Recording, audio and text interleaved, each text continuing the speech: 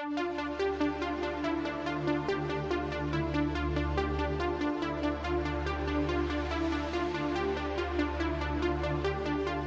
right, everybody. How are we doing? How's it going? Welcome to the stream. I am and continue to be Braithorn, or I have been and continue to be Braithorn. I'm glad to have y'all here. And here and with me and ready to nerd and stuff.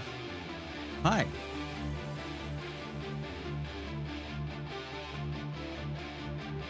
Cool, I'm not muted this time. I did the classic on Sunday for the gaming stream where I went like 25, 30 seconds just muted. It was a great intro too. Really, really good. Oh well.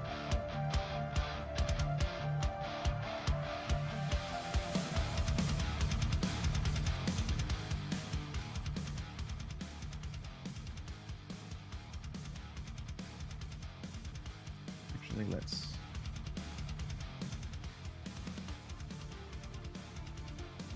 do it like that. There we go. I can also do this. So yeah, some stuff has happened. I'll tell you all about it. I gotta tell you, I'm wanting to say January was still part of 2024, and as soon as January is over, we can start a nice new year. It has been it's been something. It's really, really been something. I gotta tell you. What's up, Hefty TM? How's it going? Hefty trademark. Lurking time. Well, thank you for the lurk. I guess. Thank you. I mean, not. I guess. Thank you for the lurk. What's up, Apocalypse Gamer? How you doing? Observer of Thoughts. Welcome. Bone Shock. What's up? Good evening. Hefty. I am sure I wasn't muted. Yes. What's up, Star Fox? How are you?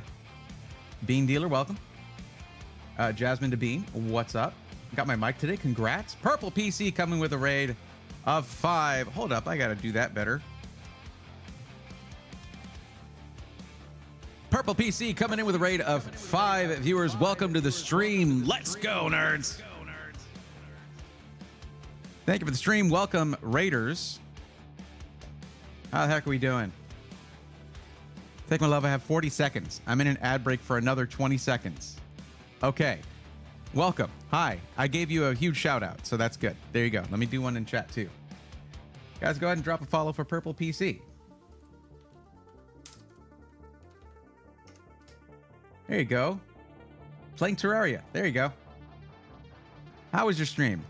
Thank you for the stream. Thank you for the raid right off the bat. Appreciate that. We just got started. What's up, Clone Smurf?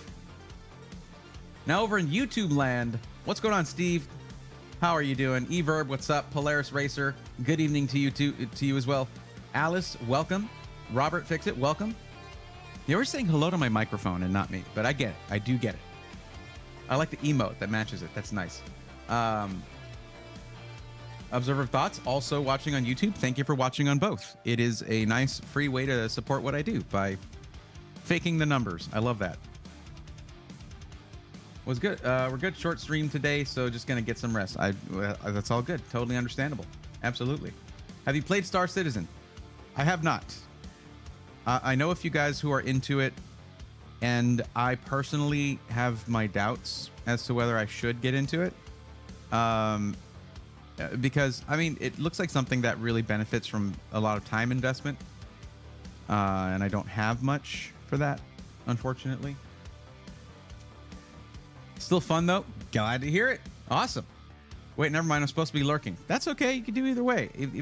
As long as you're here, you're awesome, and you're also awesome if you can't make it here, but you meant to. That's fine too.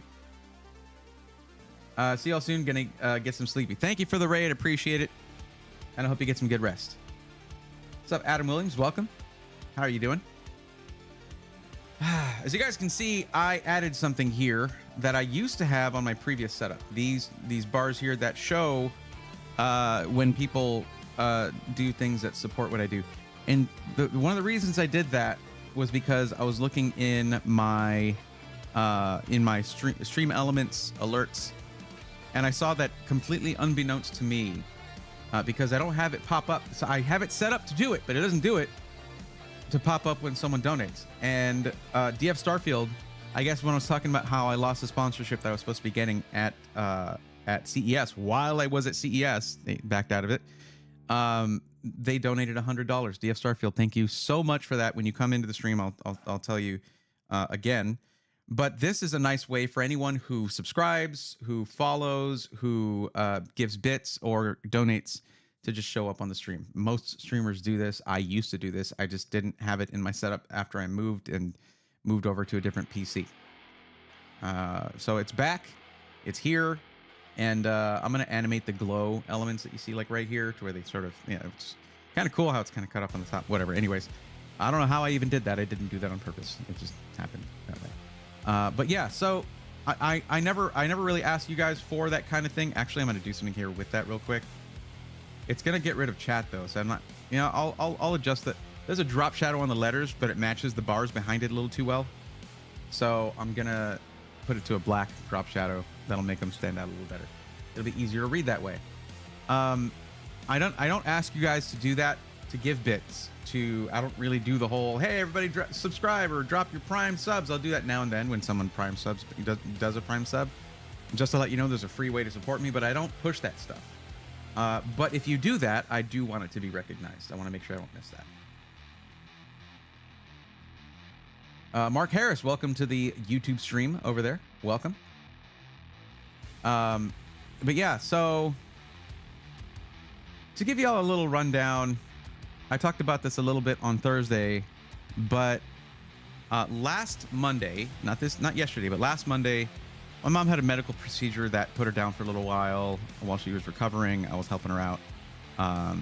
And it basically, it was, we got through it. She got cleared to, by the weekend, she got cleared to just live normally and all that, and everything was fine. Well, yesterday she got in a car crash. Someone hit her car, and not a fender bender either. It's probably totaled, but she's okay for the most part. She has her ankles hurt though, so she's having trouble walking. But I mean, other than she's not totally fine. But she has. So that happened. So I'm not sure how that's going to affect things. She's fine right now. She's resting. She's good. And all that. I spent almost a whole day with her today. And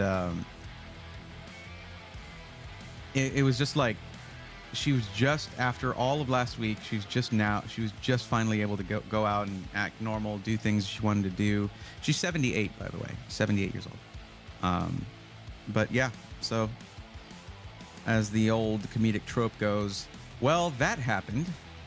I'm just ready for 2026 already. This year just needs to be a write-off, just like 2024 did for me. I was trying to start this year with a clean slate, and but stuff keeps happening. That's how life is, though. I mean, you can't control what happens to you, only how you deal with it, and that's how you can control that. But yeah.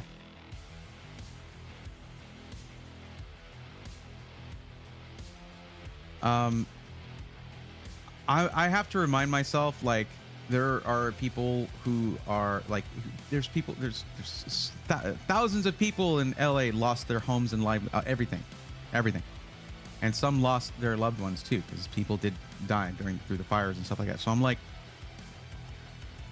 I can handle this,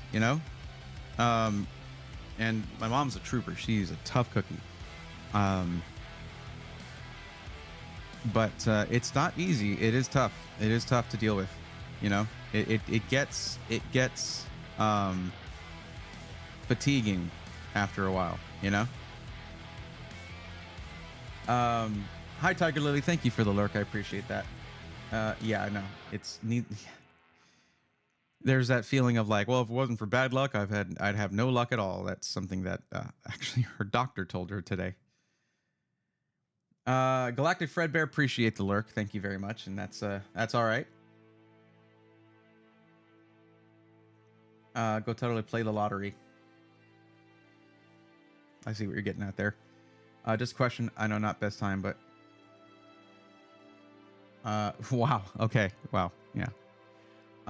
Galactic Fredbear, I'll get to the computer stuff. You are right. It's not the best time. You know, you're right. That's all just personal crap. I'll deal with that on my own. Is that how I should take that? I had a little bright skin there. Is that how I should be?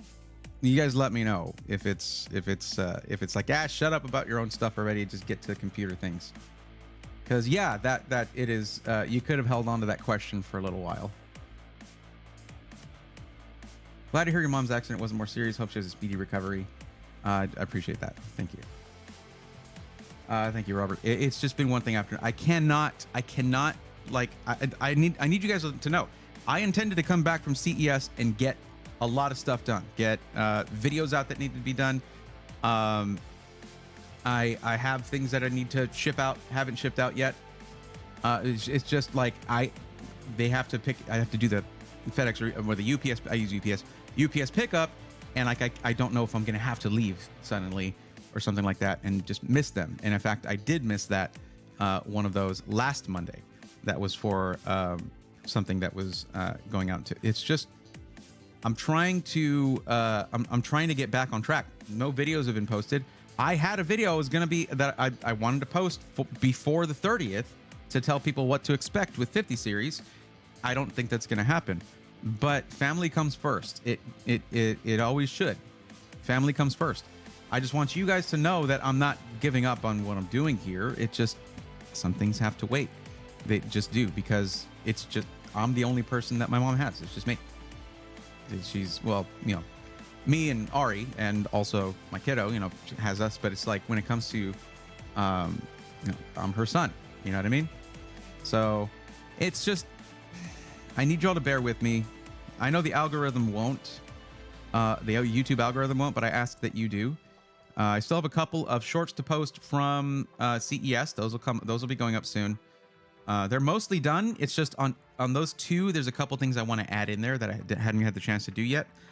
Yeah, I need to get back to SI Weekly. That is my bread and butter. I do have some news that that could be really cool for pre-built rebuilt, but it's probably going to move the launch for that to April, but it's going to be epic the way we're doing it. And that gives me time to not rush something that I've been planning for a very, very, very long time.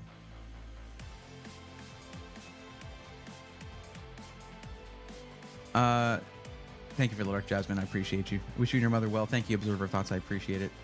Yep, some of us totally know what you mean. Yeah, I know. And I didn't mean to come down on you that hard, Galactic Fredbear. It's just, yeah, if you know it's not the best time, if you're already aware of that, just hold out. Just a little bit, you know? What's up, Michelle? How's it going? Hey, at least she's doing all right. Otherwise, that is true, William. That is true. Sailor X, welcome. How are you doing? Thank you, Adam. Appreciate that. Do you think upgrading to a 1590 is worth it? Ignorant Boxing, I have no idea. I have no idea what you'd be using it for. If you're just gaming, probably not. I mean, unless you are just made of money, you know, and it doesn't really bother you. If value is not a concern for you, then sure, go for it. If you're just gaming, if you're not just gaming and you're doing other stuff that requires that, then yeah, sure. Nope, actually, like hearing about people's lives, like why my favorite content creators are or aren't able to do certain things. The life stuff helps with that. I know, and I worry because, like, I don't know, like I don't know if I've had a run of bad luck, or if there's stuff going on forever. There's no way I could know that. I know I've seen a lot of my favorite content creators, when stuff happens, they're just like, yeah, I'm stepping back for a bit. I got to take a break to deal with this stuff. Things will be coming back. And, you know, my problem is, the main problem with System Integrators Weekly, and the reason I can't make a big backlog of those videos, is because they are sensitive to the time. They are time sensitive. They're meant for the week of, or the few weeks around when I post it, because any deals I talk about can change very quickly. Things like that. I could do some episodes to have a backlog where I talk about one SI or another in particular, but the pricing and availability will be it'll be inconsequential at that point. I've missed some opportunities to make some really good content that I meant to make, and I need to figure that. I need to get back onto it.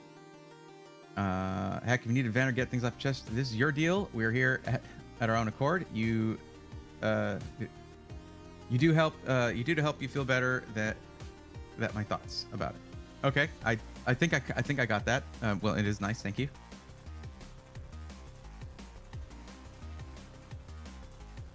Bray, take care of your mother. I'm 76 and a cancer patient. Oh my gosh, Alice, I'm sorry to hear that. Jeez, keep up the good fight. Yeah.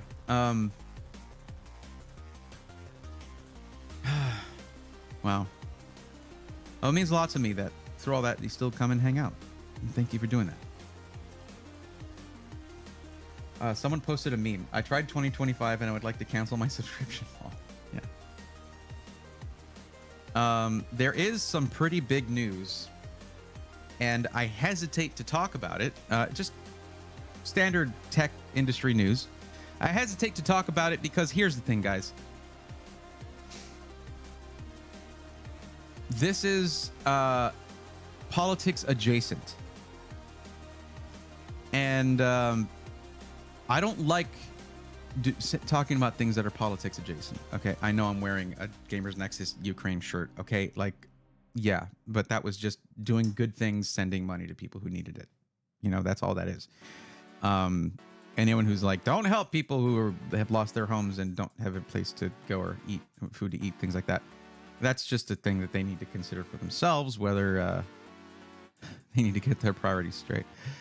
But this is politics adjacent, but it could affect you guys. It affects the industry that I'm in. Just understand that when I talk about these things, all I want to talk about is cause and effect. I don't want to talk about any political stuff. Okay. Because that's neither here nor there. Woulda, shoulda, coulda, this party this and that party that. What matters to us is how it ends up affecting us in our daily lives. And that we should be able to talk to each other about clearly. I don't see why we shouldn't be able to do that. It bothers me that in a lot of circumstances we can't. So let's talk about this. So the one of the things that's potentially going to be happening here, because we heard about the tariffs. We heard about the tariffs before, and it was like 50, 75% tariffs on things coming out of China, 25% from everybody else. Oh, cool. All right. That sucks. But at least stuff coming out of Taiwan, you know, that's not going to be extreme, I guess, because, you know, we pay tariffs. We end up paying that. It's like when you ship something to Canada and they have to pay duties on something that was shipped to them. The person shipping it doesn't pay that. The person receiving it pays that. So when, say, an SI buys 500 GPUs and that gets tariffed 50 to 75%, they pay that extra. Okay, that's how much the cost was. Now we have to charge that plus something to keep the lights on here. That means in the end, the consumer pays when it comes to tariffs. That's just how tariffs work. That's not like me saying, oh, this is bad, that's good. In some cases, tariffs can serve a purpose, I'm sure. I haven't studied economics enough to an extent to be able to tell you when they would be useful and good.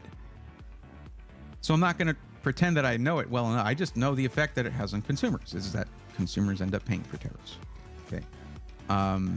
What it does do is it discourages purchasing those things. That's the purpose of it. So just recently, it was stated, or it's come out that there is an intention not to do 25% for things coming out of Taiwan, but anywhere from 25 to 100% tariffs for all goods coming out of Taiwan, and semiconductors were mentioned specifically. You know what a GPU is, right? So, all politics aside, I don't want to talk about that stuff. Don't care. I do care. but this is not the place to talk about that. My place is to tell you how something can affect you as a PC enthusiast or an upcoming PC enthusiast, someone who wants to be a PC enthusiast. That's all my job is. I'm not here for political commentary. Not my thing. Okay? All I try to do is just to be a decent dude and try to treat people with understanding and kindness and respect. In every interaction that I have, I try to do that. Okay?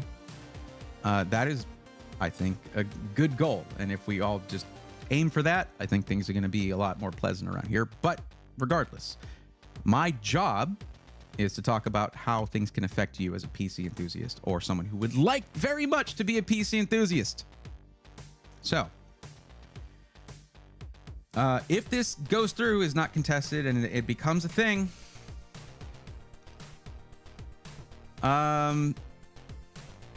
it's going to get pretty hard to buy PC hardware. The intention, from what I understand, is to encourage these companies to start manufacturing in the US. But you guys got to understand, spinning up a fab is not something that takes months. It takes years. It takes years and billions of dollars to spin up a silicon, a wafer manufacturing. Okay.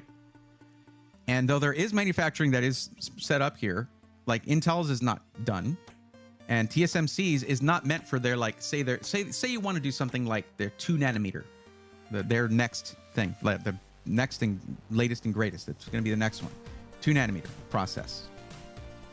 2028 probably, 2027, 2028.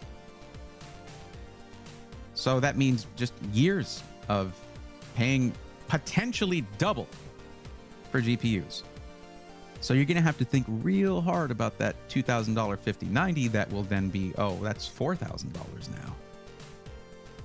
And that's just base MSRP, Founders Edition, or the most basic add-in board partner cards, if that AIB even makes those. Like Asus has no card, no 5090 that is $1,999. They're all $2,200 now. Gigabyte has one that is $1,999. I believe Zotac and PNY are supposed to have those. I don't know if they've debuted them yet or if it's just not a thing yet. I don't know. But I don't know what we're supposed to do about that. I mean, it might mean that, like, nobody saw that side of it coming. It was all aimed at China before. It was all aimed for China, products coming from China to the US. That's where that was aimed primarily before. And now it's just like, oh, no. Oh, no. We specifically want to aim at the things you want because we want those made here. So we'll see what happens, guys. It's not tomorrow, but it is something you should be aware of. It is something you should be aware of. So that's the cause, is the tariffs, the potential tariffs, 25 to 100%, specifically coming out of Taiwan, partially specifically aimed at semiconductors. Okay. And the effect is that these things could potentially cost a lot. If you want to do anything about this, if you feel like you would like to maybe, I don't know, call your state representative, things like that, see if you can just say, hey, don't do that, or send an email, do whatever. There's probably routes to do that. If you go Google, how do I message the office of state representative or whatever, here, do that. Send something in. I don't know. I mean, I don't know what we can do, because it's like, if we tell them, like, hey, we don't want to pay that much for those things, like this, we're already having trouble. Inflation's already really bad. We don't want to do that. They're going to be like, good. We want you to not want to buy those. We want you to buy the ones that are coming from the US in 3 years. So you can hold off that long, right? Yeah. I'm not sure if that's going to help. I genuinely don't know what to do. I don't know. I mean, this is not just going to affect gamers, y'all. This is going to affect every data center, hosting company, every server farm, anything in the US is going to be massively affected by this. So you best believe they're going to be reaching out, and they got money. They've got money to lobby and do all that stuff. And in this case, I actually hope the lobbying happens, because damn, the people who are going to pay for this are the people of the United States. We are going to pay for this. That's not a politically charged comment. That's just how tariffs work. Skinny Dr. Mitch, why would it be double? I'm not sure what gets lost in translation when I say from 25% to 100% tariff. A 100% tariff means you pay whatever the thing is valued at, you pay that much to the government. In addition, when you're bringing it into the country, that's a 100% tariff. Yeah, I heard about DeepSeek, and it's a little scary, a little hilarious. What's up, John Paul Bacon? How's it going?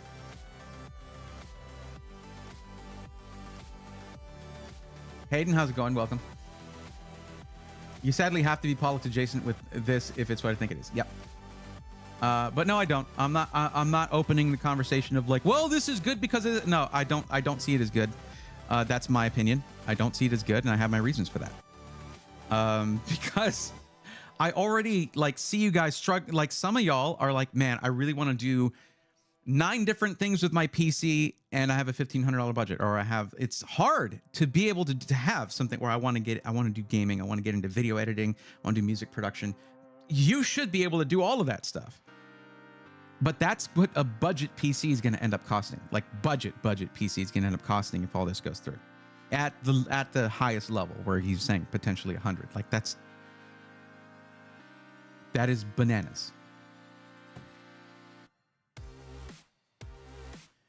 But yeah, thank you, Bone Shock, earlier for giving me permission to vent, because I did need that.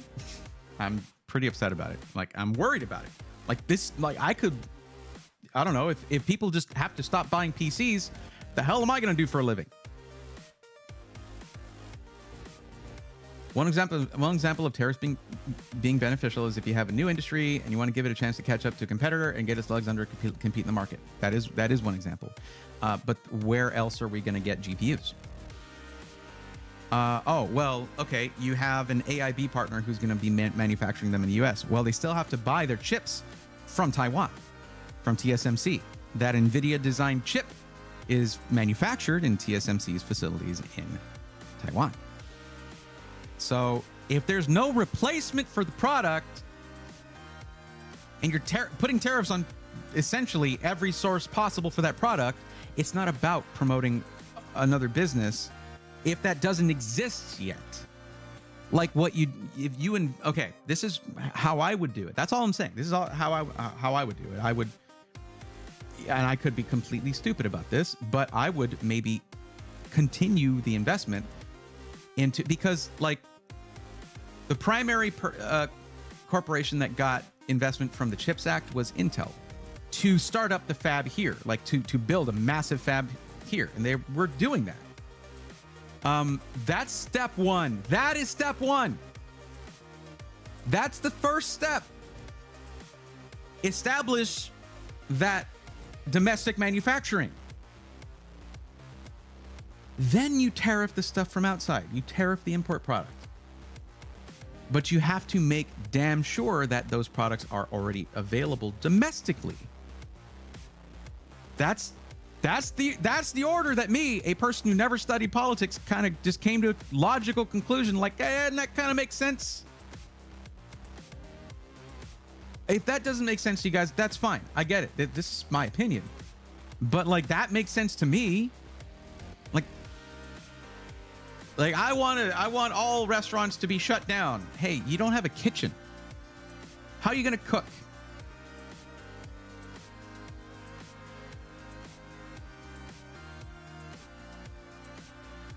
Current price is 127-ish, the 142-ish when they got hit. It's still down. Yeah, okay. So, of course, NVIDIA was riding high. We'll talk about this a little bit, I guess. NVIDIA was riding high on the launch of Blackwell desktop GPUs and talking all about AI during that keynote, all this stuff and all the things that, and then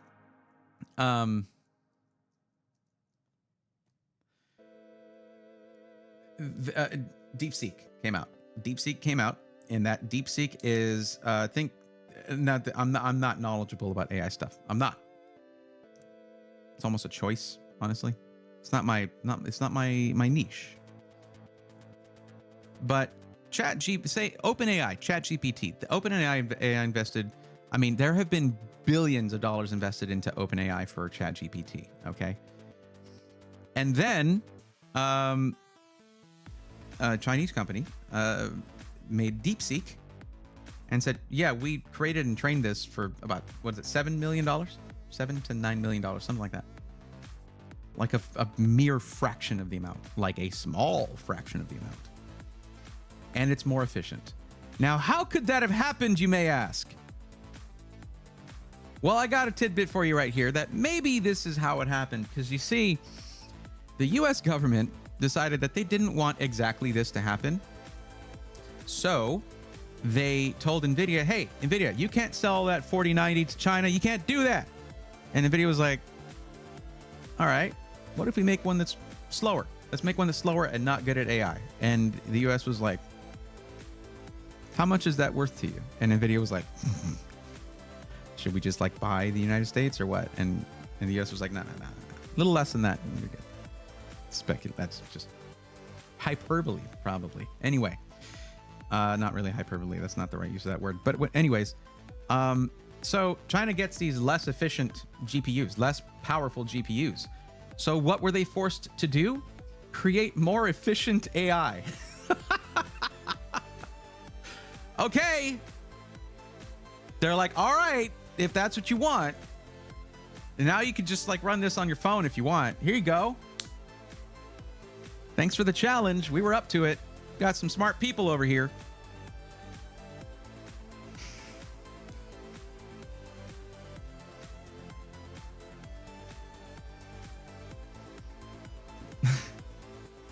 You know that, the dodgeball meme.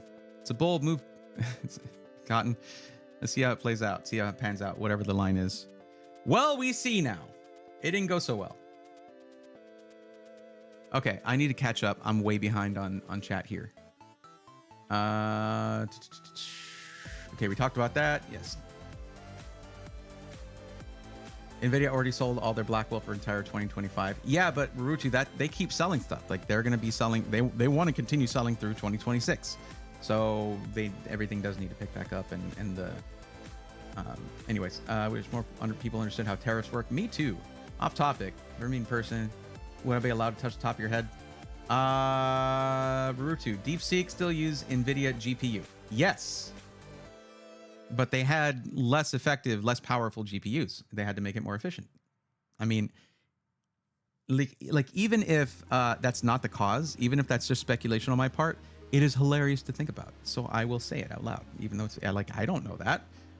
Did I cite a source? No, I'm just thinking like this. What it seems to be is this. Hello, sorry to spot a Skytech. Okay, all right. Currently getting BSOD. Okay, have you told Skytech? New parts will be sent. Cool. Any thoughts on this? It's a computer. It happens. And every PC company that's ever existed has sent out a PC that eventually that either immediately or eventually had issues. It's how they handle it that matters, and it sounds like Skytech handled it well. Historically, we've done tariffs like this, and they do not benefit the country on the whole. They never work. They don't really work. But I don't know. We'll see. I can't say never. I haven't studied enough history to tell you that. But yeah. So we'll see. But as far as computer parts go, this is going to hit cell phones, GPUs, tablets, anything with a semiconductor. Yeah. Anything with a processor in it. Yes. What's up, sick PCs? That's never going to happen, says Skinny Dr. Mitch. I don't know what that was referring to. You could do music or voice acting. Maybe. I don't know. I want to do this, though.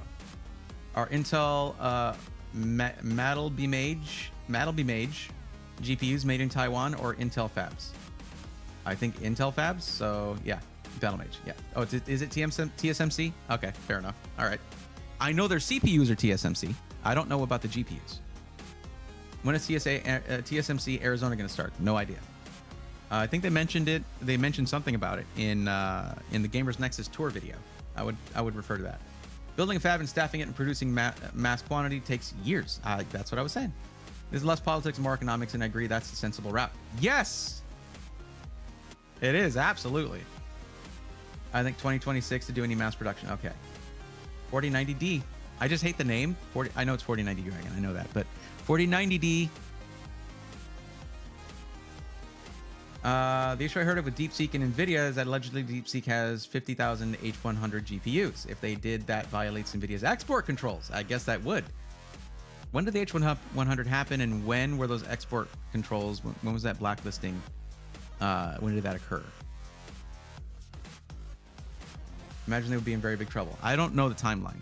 I think that would be important. H100s are not new. They've been around for a little bit. Have you gone to look at iBuyPower? They have 5080 and 5090 builds on website, but marked sold out. That's probably to keep the SKUs in place until launch date. Links. That's probably what that is. Barutu says Lin Jig. All right. I'll do some digging while I lurk and see if I can find a concrete source for the H100 rumors. Good idea. Tariffs on Taiwan would help Samsung make their products in South Korea.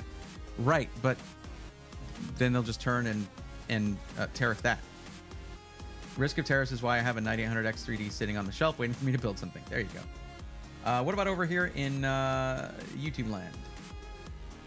Time to flood the email of everyone in Congress. There's a strat right there. Bray, I finally got a pink PC, says King on VR. Cool. Awesome. Congrats. Try to find the blacklisting date as well. Yeah. I'd be curious about that. Okay, well, let's see. So let's take a peek real quick. Oh, I just realized I don't have this on my desktop thing. I should probably, I'll add that later on. I'll have it here, but yeah.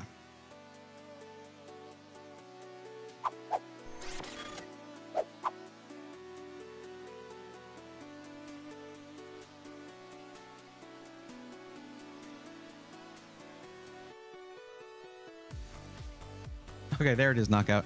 I was about to do the whole like, hi, hello kind of thing, but yeah. Snagged 5090, but only through pre-build. 2070S started blocking me from a lot of the solo games I wanted to play. Well, it's a lot of GPU for playing solo games. Okay. Congrats on grabbing one. I don't know if I'm ever going to get one at this point, because I was supposed to get, I had 2 review units planned with different SIs, and they had to back out from lack of allocation. I might just not get one for a long time, and that's fine. I mean, I have a 4090 system I'm using. I can't be mad about it, but like, I'd like to make the content. October of 2022 was the beginning of H100 export control.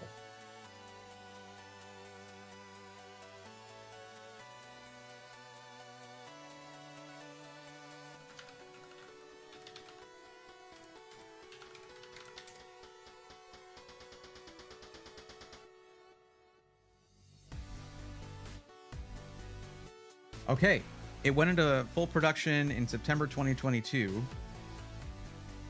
Released on March 1st, 2023?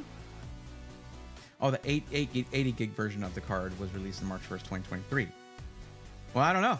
I mean, maybe they'd be in trouble then. No idea. What's up, Dozilla? Welcome. Also, Sailor. I don't know if I already said hi to you, but hi. Well, I guess I'll have to buy a 5070 early. Your heart. What's up, Barutu over on YouTube? Thanks for going over there, saying like and subscribe. Very nice of you. Thank you. Yeah. I think tariffs will be a good thing, but we all have our own opinions.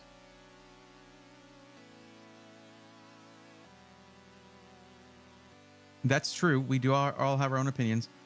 I would be curious to know, and this is not me being like, let's argue about it. No, I'd be curious to know why. Like, because if a 100% tariff, because I mean, I know you're saying you think they'd be a good thing. Oh, that's why you said that's not going to happen. Okay. I know you're saying you think it'd be a good thing, but you also didn't understand why 100% tariff would be double the price. So please explain to me how you think that's a good thing. I'm very curious to know. And again, guys, this is a safe place to share your opinions, okay? Unless they're like opinions that harm others or something like that. You know how I feel about that. That's a great way to get banned. But that's not what this is. This is economics talk.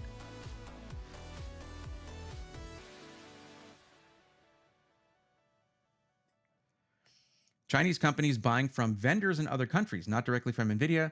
They can't really control that. Fair. Leaving tomorrow for Texas. Also talked to someone at Dallas Micro Center. Okay. I hope they had some good news for you. No, I got here late and just heard double the price. Okay, so tell me how double the price for GPUs is a good thing. I am very curious.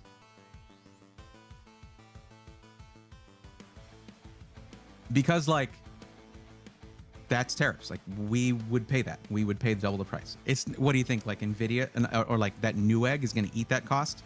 Even if it's a 50% tariff on Taiwanese semiconductors, right? Or in electronic goods. They're not going to like just let go of $1,000 on each 5090. That would be the bye-bye Newegg. DeepSeek claims to have been using H800s to train their AI. Scale AI's CEO Alexander Wang is one person claiming DeepSeek has been using H100s. Okay. Well, as it was mentioned before, I'm not sure of the validity of this, but Rurutu was saying Chinese companies buying from vendors in other countries, not directly from NVIDIA, they can't really control that. Again, I don't know the validity of that, but logically it makes sense. Well, I was going to talk about this, but okay.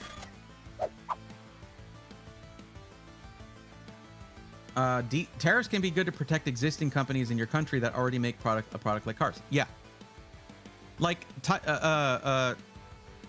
Japanese trucks have had tariffs for a long time. A long time. So, or was it car? Yeah, it was trucks. Yeah. So, Toyota built the factory for the Tundra in Texas. It does work eventually, but the thing is, if you don't want to pay those tariffs, you would just buy a Ford truck or a Chevy truck. We don't have that yet, so it doesn't work. Not for GPUs.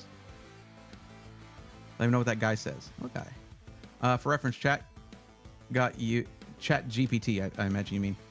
Used 2,500 H100s to train chat, according to CNN. So DeepSeek did use 50,000 of them. That would explain how they're able to train theirs so much faster. Okay. Tariffs used to be the source of, well, that's the thing is like if they didn't, I mean, that to me it was a funny thought that we like limited what China could get and then they made something more efficient. It's a nice thought, but yeah. Tariffs used to be the source of money for the government. Income tax was a great way to get money back only after wars and was supposed to end. Right, and Social Security numbers were never meant to be used for identification purposes. Saying things like that is how things get, is how different things in government get approved. And then they're just like, oh, well, we'll just keep this going. Oh, they want to use your Social Security number to do credit stuff? That makes sense. Sure, yeah, whatever. So, yeah. Nope, he said from what he can say is I have a good chance, but they haven't even been told what they are getting unlike other years, even though he couldn't tell me. He also said the Dallas store is one of the bigger stores. It is a pretty big store. So they could get quite a few, but he thinks there'll be a big difference due to shortages. Yeah, that figures. Here's the thing, Lynx. Here's what you do. If you cannot get one, get yourself a placeholder GPU. There will be those. Get yourself a 4070 Super. That's a great GPU. It punches above its weight class. It's a great 1440p GPU, and it's $599 or so.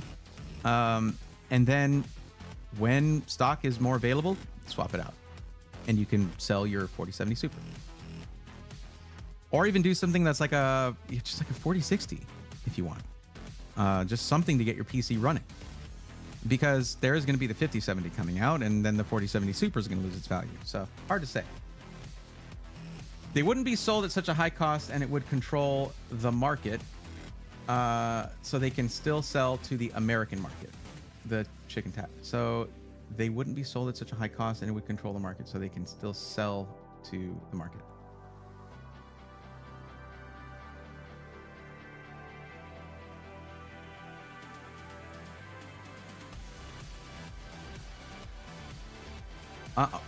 Here's my statement, okay? As long as there's no reliable source for the product domestically, tariffs are stupid.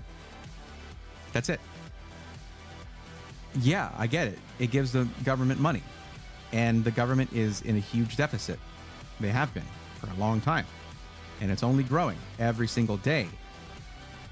But like tariffs in their economic function only actually work if there's another choice already. Just like with Toyota trucks, you could just choose Ford or Chevy or whatever and just get it domestically if you don't want to pay the extra price. Boom, there you go. It does not exist. That makes them dumb in this case. Or, I mean, imposing it on China, all right, okay. And they've done that to where they impose it on China and then had an exclusion for like motherboards. There you go. This is specifically targeting semiconductors. They know exactly what they're doing. And other things and other goods. Semiconductors were specifically stated as one of the things that would be tariffed. So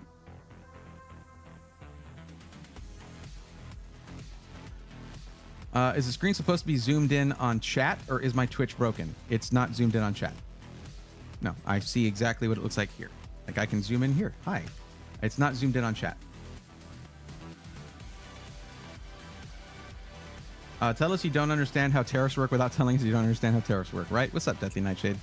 Also, Skeeter, how you doing? Angry Beaver, happy to see you. 44 minutes late.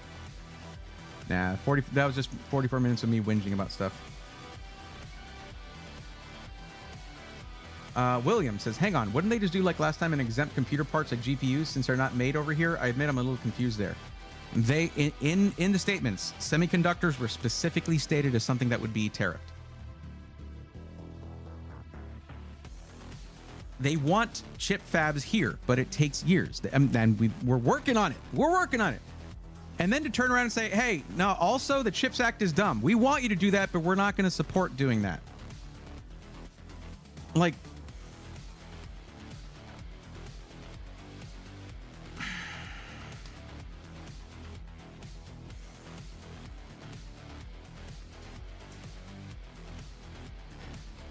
anyway, not going to get too much into that, but yeah. What's up, Angel? How's it going? Welcome. Even getting used video cards now and then a new one after they're out. Yeah, I mean, it's going to be an option. The used market, I think, well, the thing about it, the used market was going to blow up with a lot of 40 series cards, but we were dealing with a paper launch here, it seems. Not unusual for NVIDIA. It's like as if it wasn't unobtainable enough already because of the pricing. Even the people who have the money and want to buy it can't in a lot of cases. So that's what it's going to be like. That's what's going to happen, guys. Even my go-to that I always say, I've always got the out for you guys where it's like, just buy a pre-built. I know you probably just want the upgrade. Just buy a pre-built. They have their own separate allocation. The allocation sucks right now, guys. It sucks. It's really bad from what I'm hearing. I had collaborations planned and it's all backing out, even just like straight up GPU stuff. Actually, I haven't checked this in a while. Hold on.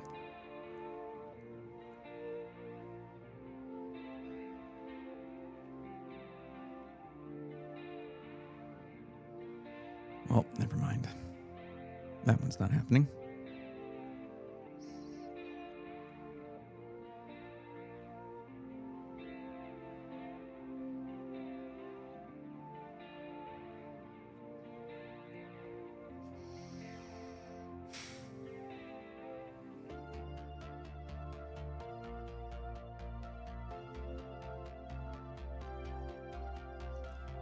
I just want to help y'all buy computers, man. I just want to help y'all find the right PC for you. I want to do fun giveaways now and then. I want to build a PC now and then. That's all I want to do. I want to be able to go to, what if they're like, you know what? We're also going to outlaw travel to Taiwan. Who knows, man? I just want to be able to go to Computex and be like, hey, look at this cool stuff. You'll be able to buy it if you want it because it's cool. Oh, this other stuff kind of sucks, but this stuff doesn't. And you could totally purchase it if you want to. Like, what are we doing? What are we doing? Like, listen, any one of you guys, the thing is, I know a lot of people who have never traveled outside the US. And I have done so. And I didn't do a lot of it throughout my life. I'm doing it, I've gone to Vancouver and I've gone to Taiwan. I'm doing it more now. I got to tell y'all, it is awesome out there. I want to be part of that. and an American. I want to be a U.S. citizen. I'm here. I've lived here my whole life. My parents both immigrated here, became U.S. citizens, and said this is where we're gonna raise our family. But I also want that out there too. I want to be part of that. It's beautiful out there. The amazing cultures. I've been to Mexico so many times and I love it. Vancouver was awesome. It's like, it's got an American vibe to it too, a little bit. Sorry, Canadians.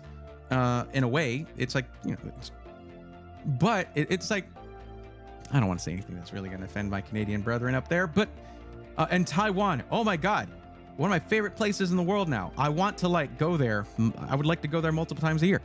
I was hoping to make part of my trip to Computex this year to be a layover in Japan. That's a few days to just finally go to Japan, be able to visit there. And, cause I've always wanted to. But it's like the goal is to remove ourselves as to isolate ourselves. I don't want to do that, man. That sounds like a bummer. It's beautiful out there. Beautiful people, beautiful places, beautiful, amazing food, and just, man.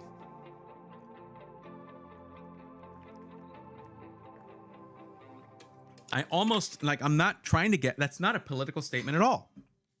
That's a personal goal, is that I want to be a citizen of the world and a citizen of the U.S.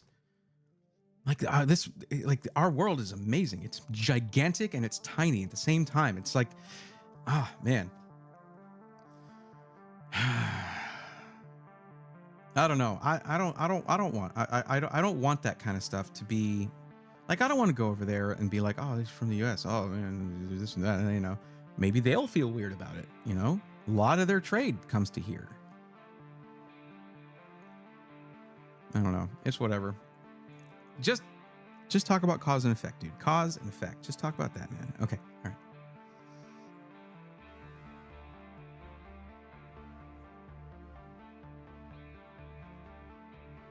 right. Skinny Dr. Mitch, I think they're talking about just the people imposing the tariffs, actually. Get the unobtainium. Yeah. And the world's making it hard. Humans suck these days. The thing is, by and large, humans are awesome. I've met a lot of awesome people. One of the funniest things about, okay, we're going to get to helping people with computers. Okay. I know there's one person who has submitted a form today. Someone who submitted on the 16th and a couple from the 23rd. Yes, we have some to help out today. Bean Dealer, I saw you earlier. We were waiting for the 5070 launch. That's, I think, February 20th now. I think that's when it's launching, or the 5070 Ti. February 20th is what we're probably looking at. Just so you know. But okay. One of the funny things that happened with the TikTok ban, okay? Listen to this. Listen up. Especially if you've been inundated with messaging about how that country is full of bad people and there's a lot of bad people in this country. What happened with the TikTok ban, where it was banned for a very short time and now it's got a delay of 75 days, right? Well, a lot of people downloaded Red Note. Red Note is like a Chinese version of TikTok for Chinese citizens, for citizens of China, people who live in China. And it was also available here for people from China who are living here, so they could interact with their family members and friends from back home. Doesn't that sound like a familiar thing? Wouldn't you want to do that? Isn't that just a basic human want and need? Because that's what people from other countries are. They're human beings. So what happened, though? It's hilarious, okay? Because a bunch of Americans started downloading Red Note and just posting stuff, watching things and just posting stuff, and so they were seeing basically Chinese TikToks. And they were like, who is this dude? He's hilarious. Okay, what is that lady doing? Whoa, this is like my TikTok. But whoa, it's also a little different, but kind of cool. And then they started messaging, talking back and forth through TikToks and stuff like that, and being like, hey, hey, Americans, we heard you're like this. Is this true? And people would respond like, no, where did you hear that? That's crazy. And then we would be like, hey, Chinese people, we heard that things are like this or this or that, or y'all are like this, or you do this. Is that true? Well, actually, it's kind of close, but actually, no, it's this. Or no, not at all. Where did you hear that? It's almost like we're being told a whole bunch of untruthful stuff to get us to do things or feel certain ways. Because when just the people started interacting with each other that had never interacted with each other before. It was a beautiful thing, like insanely cool. And I don't think either guy, I'm not trying to put a tinfoil hat on here, but you would think with the way that there's been, the way it went so against messaging from, like, kind of thinking both governments there, maybe they didn't want that. And it's like, why? Why? And here's the thing, guys. You can look at that as like oh, he's trying to spread this. No, they're out there. The videos are there of people talking like that and talking with each other. You have to just look at it happening and you're like, this is just a rando. They have no skin in the game when it comes to influencing like how I think of a country or whatever, right? That's just some person, you know? Like, oh, it's a plant. It's a plant. It's just a person making a silly video about a way that their dog rolled over.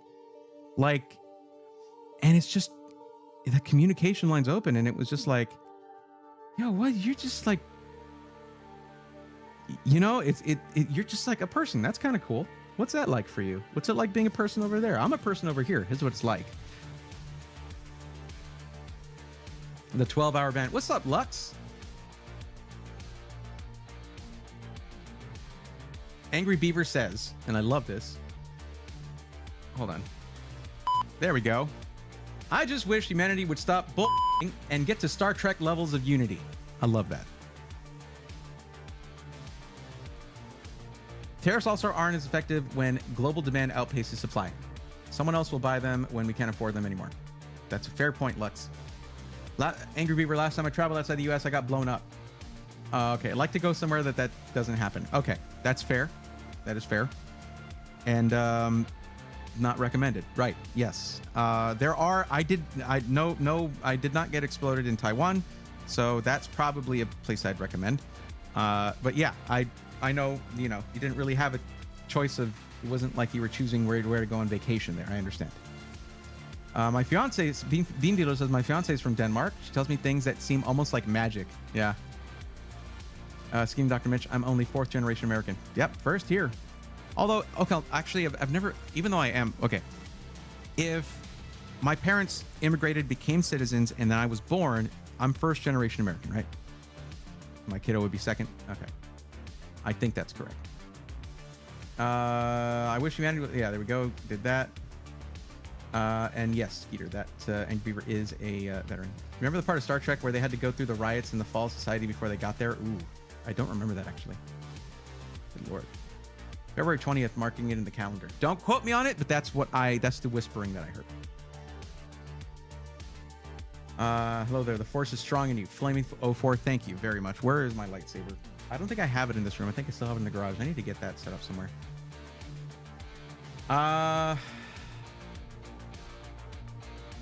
If China had access to TikTok, there'd be more open communication. Well, basically, that's kind of what happened, humanity. That's what happened. Completely inadvertently, but it happened. That's like saying if America had access to TikTok, well, give it 70 days. Well, that's Nightshade. Yes. You are 1st gen. Okay, 1st gen. Got it. Bell riots in DS9 episode. Interesting. I want to watch that now. Do you still recommend Build Redux? Asks Angel. No, I don't.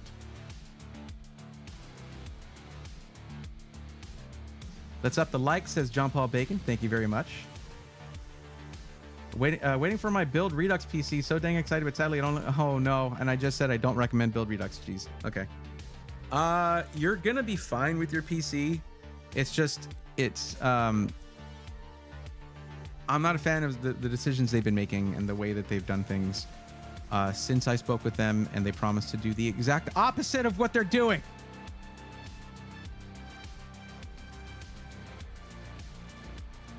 Let me ask you a question, A-Riz. Did you get the case that has the mesh front or the glass front panel? The front panel. Mesh or glass?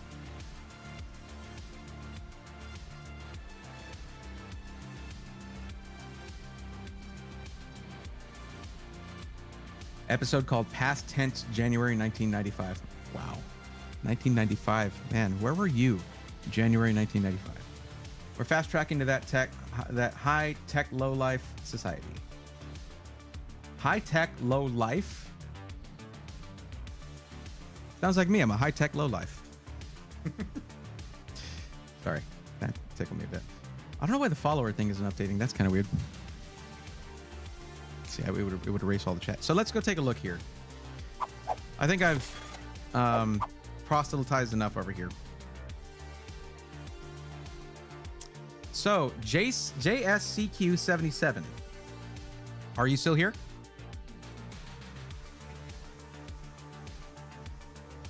Cyberpunk meets Idiocracy. Here we come. Deathly Nightshade, you're just jumping in with gems here. What's going on with that? High school, lol. There you go. What's up, Mythos Web? How you doing? January 1995. I was still in Romania. Very cool. Hey, Braithorn, how was your weekend? Joseph, what's going on? It's all right. Okay. Actually, it was okay. Monday was a little rough, but yeah. Yesterday was a little rough, but yeah. It's glass, I believe. I did watch a review stream, and we'll take off that top mesh. Okay, it's the side intake blockage that I'm worried about. You might want to run it without the right side panel, because that's even more restricting. But yeah. I was really hard on them for that because they were super proud of that case. And I was like, this was clearly a front intake type of case that was retooled to be side intake and not done well. So there's just not enough intake ventilation there. I'm looking at the wrong camera. This is the camera, the one that moves around. That's the one. So I have two cameras here now, interestingly enough. I don't know if I ever told you guys that. I think I did. 11th grade high school. Well, yeah. During 1995, I was still cooking in the oven. Immersion October. Hey, there you go. All right, Skeeter. Well, I don't know if you know, but that's when the riots happened in World War III, and that's when afterwards we became the utopia, apparently. 95 was a bad year for me. Well, I'm sorry to hear that. Okay, I wasn't trying to dig up anything for you guys. I'm sorry about that. It was a joke on, like, people say, where were you? And like everyone remembers where they were.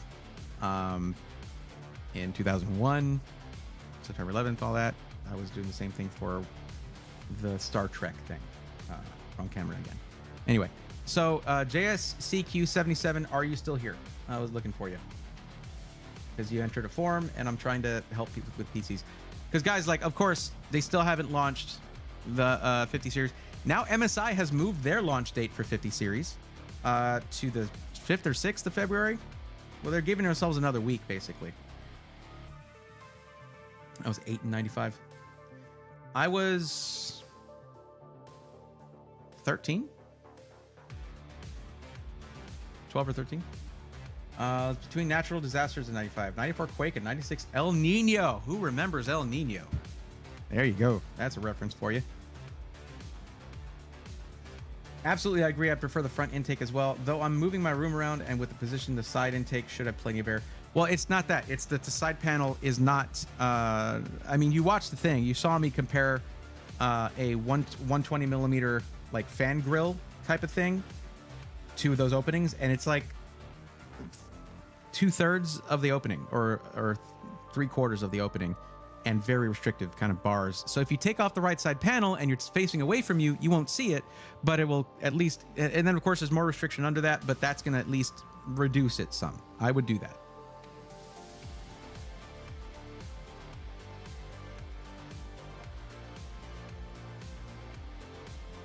El Nino. It means the Nino. That's right. Are we talking about Saturday Night Live, Chris Farley? Oh, yeah. There's Deep Stank Pickle. Chris Farley was El Nino. In El Nino. It was a sketch where it was you know, like how wrestlers used to have their monologues, and they'd be talking to the camera, and it was El Nino. It was great. It was very weird sometimes. Everyone in the sport bike group I ride with are all 19, 23-year-olds, and I'm the only one in the group that remembers 9/11. They were all born after. They all call me Gramps. Good Lord. Also, I'll keep it as clean as I can. If there's no other problems like that, then I'll say I'm happy. I got 940 super for a lower price compared to other people. Well, yeah, and that's gonna be a result of it. if you really want to know the other issues I had with Build Redux, it was that their storage and their RAM are at lower specs than most of the rest of most of the rest of SIs will use. Slower frequencies and higher latency on the RAM, and slower read and write speeds on the storage. It's I think they're using PCIe Gen 3 NVMe drives, if I'm not mistaken. I'll have to check it. I don't want to make false claims. Last I checked, though, they were still using PCIe Gen 3 drives on most of them, the 1 and 2 terabyte ones. And we're on Gen 5 now. They've released Gen 5 M.2 drives at this point. They're pretty far behind on those. But they don't... You know what? Let's look at Build Redux while I'm waiting for a response on this. Now, thankfully, if you ever find that that's a hindrance to you, ARIZ, those are easily upgradable. I mean, you would add more storage rather than replacing it, but that's neither here nor there. It's just going to make it. It just makes it slightly not as snappy in normal operation, unless you're moving a lot of giant files. It's fine for just a strictly gaming PC. The RAM, though, if you find that you need faster RAM, you can swap out your RAM down the line.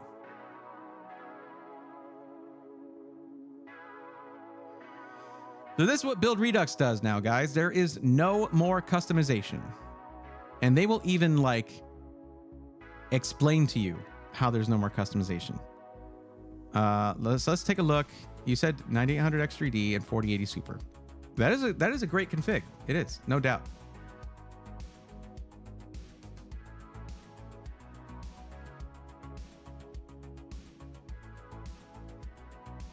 They got the 5080 listed here. Interesting. From what I saw in pure rasterized performance, I believe the 5080 is going to be like a 15% upgrade over the 4080 Super, so not anything massive. You don't need to feel bad about not having it. 15% is not super crazy. Oh, there's a 5090 system. There they are. 4705 and 4385. Okay. 5080 9800 X3D. Where's 4080 Super? There it is. Okay, it's a good price. Okay, well, let's take a look here. Comes with 2 terabytes of storage. Now, can we get more info on the RAM? They don't share it anymore. They don't tell you. Do they?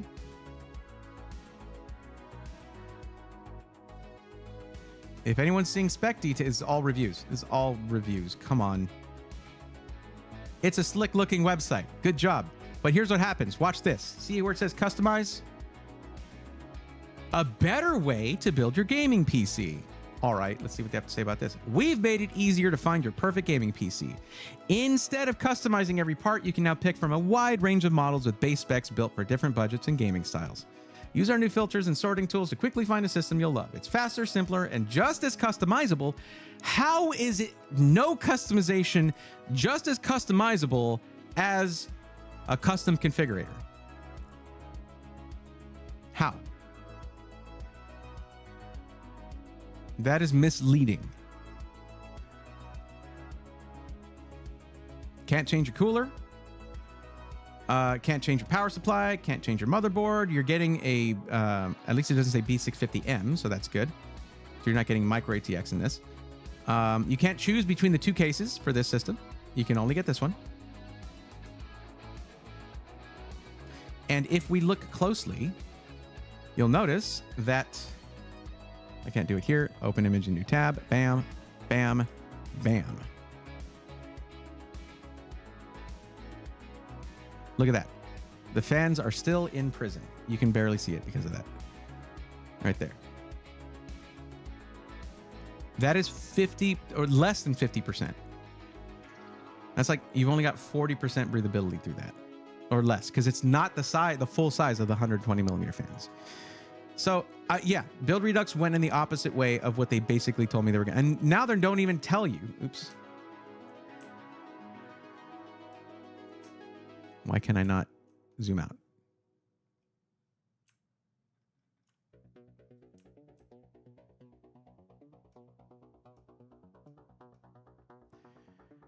Oh, there we go. Now they don't even tell you the actual specs on the parts. They will not tell you the specs on your storage. I wonder why. They won't tell you the specs on the RAM. I wonder why. That's what I'm talking about. So it's my personal preference. I don't like that. I don't think it's a good way to do it. If you like it and it turns out fine, that's awesome. That's good. And I'm not gonna diss you for getting a good deal. It just means, like, in my opinion, I wouldn't recommend it because there's a lot of other SIs out there. If you got a better deal here, cool. As long as it works fine for you, that's all that really matters.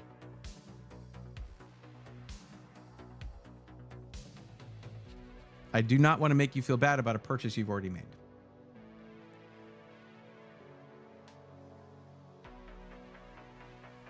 Yeah, I was taking RAM and storage upgradability into consideration too. So if possible, I will in the future. Though, if 2 terabytes and 32 gigs is respectable, then I'm cool with it. Yeah, it's just.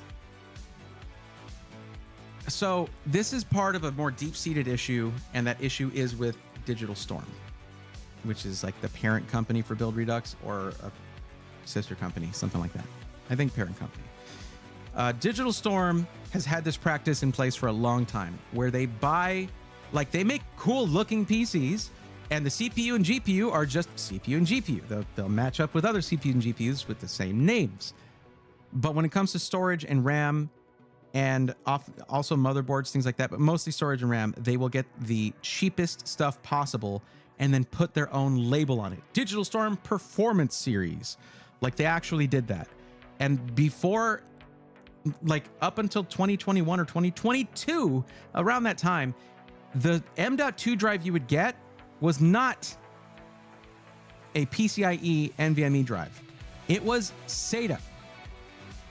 SATA M.2. Meaning capped out at 512 megabytes per second with the limitations of SATA. So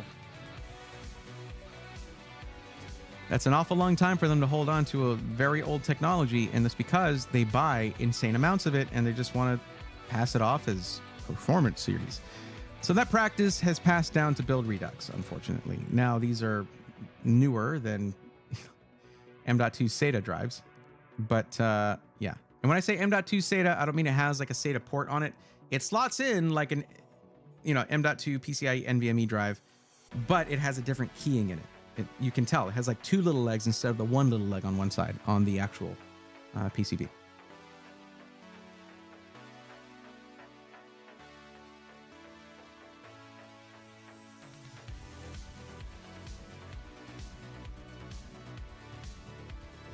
Uh, 95 was a weird year to be born, right in the middle of generations. That's true. Truly don't fit in with millennials, and I don't fully fit in with Gen Z. Just, not everybody does, even if they were born in the right time for it. They ditched the customs because of the lack of parts. It's just easier. And then they basically lock their PCs into certain parts. They can buy them more in bulk and then get more, then increase their profit margins. When do you think we might start to see GPU prices affected by tariffs? You said it earlier, but I missed it due to my technical difficulties. Does everybody want me to go over all that again? Just check the VOD later. I mean, if I go into it again, we're going to be talking about it for the next hour again. So, I don't know. I have no idea. Let's just say that I have no idea. It just stinks. That's all. Best performance money can buy from 2010. Around then, I guess. Yeah, no, there's the answer, though. I have no idea. There's no way to know. They're playing it fast and loose over there, man, just the way government should be run. That's not a political statement. It's a joke, okay? No, it's like the problem is not knowing. The problem is not knowing. When you know something, you can prepare for it. But basically, a lot of stuff that has been unexpected, that's what I'm talking about. Just an observation. That's it. And it's not the first time that's happened in any government at all. That just happens sometimes, especially when there's a, there's a change in administration. Kind of always the case. All focus on a pretty website, 10% on the PC info. Well, I mean, they got rid of a lot of it. Jeez, these guys should have listened. I agree. Imagine buying a car from a car salesman that does not share engine information. Well, there's a lot of people who will buy a car and not ask about the engine. But that's not what I am trying to encourage in my viewers. I want you guys to start to get curious about deeper specs, like understanding what you're paying for and making sure you get what you pay for. I don't often talk about that. I'm in terms of like directly. I don't often talk about that directly. I'm like, oh, this is what you need to do if you want to be able to do. I just like, let me just, there we go. I just do it. I just share the information. So eventually you'll start thinking in that way if you don't already. And a lot of people do, but you know, someone completely new to this is just going to be like, can I play this and get this FPS? Well, let's talk about that.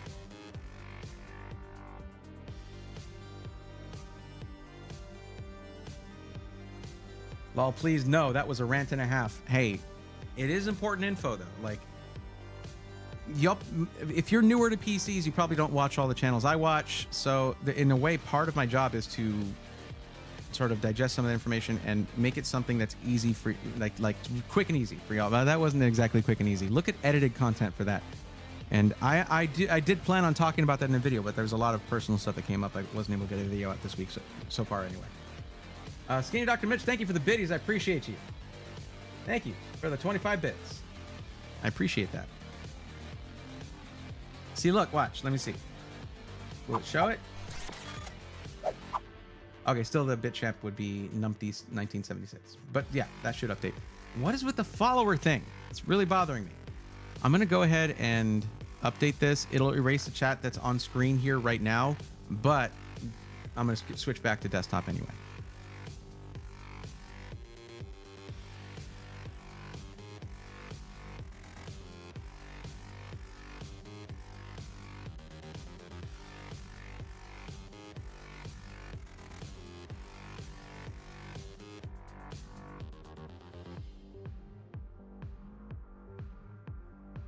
Just reset it like this. No, it's just not going to work. Alrighty. I don't know, maybe no one has followed in a while. I guess that could be it. Anyways, whatever.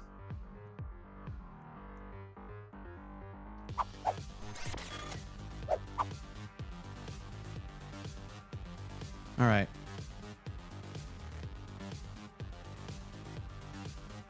So JSCQ, not here. I guess my rant scared them off. Fair.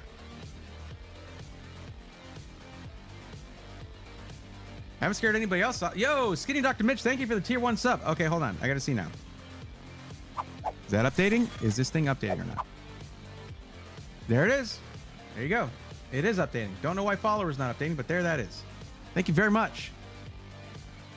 Thank you for the tier 1 sub. Welcome to the swarm. Much appreciated.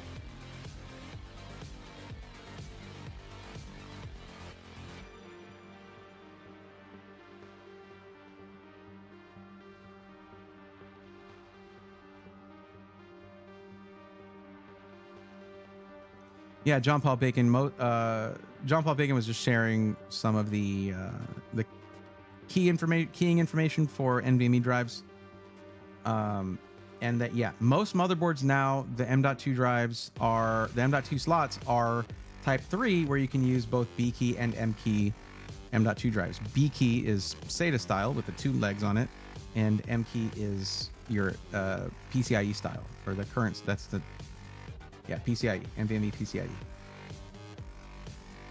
So when I say NVMe drive, I mean M.2 drive would be SATA.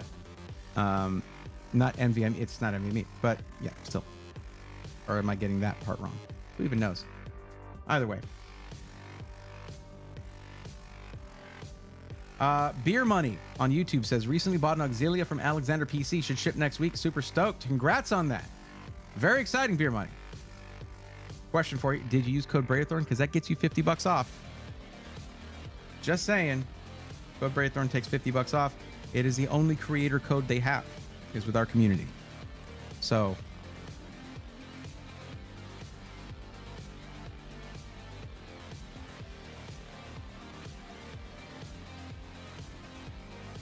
yo, just want to say thanks for videos. Helped me pick a PC that I'm happy with a few years ago. Left in Silence 07. That's awesome. A few years ago, huh? Well, thanks for coming in to say hi and for saying that. Feel free to stick around.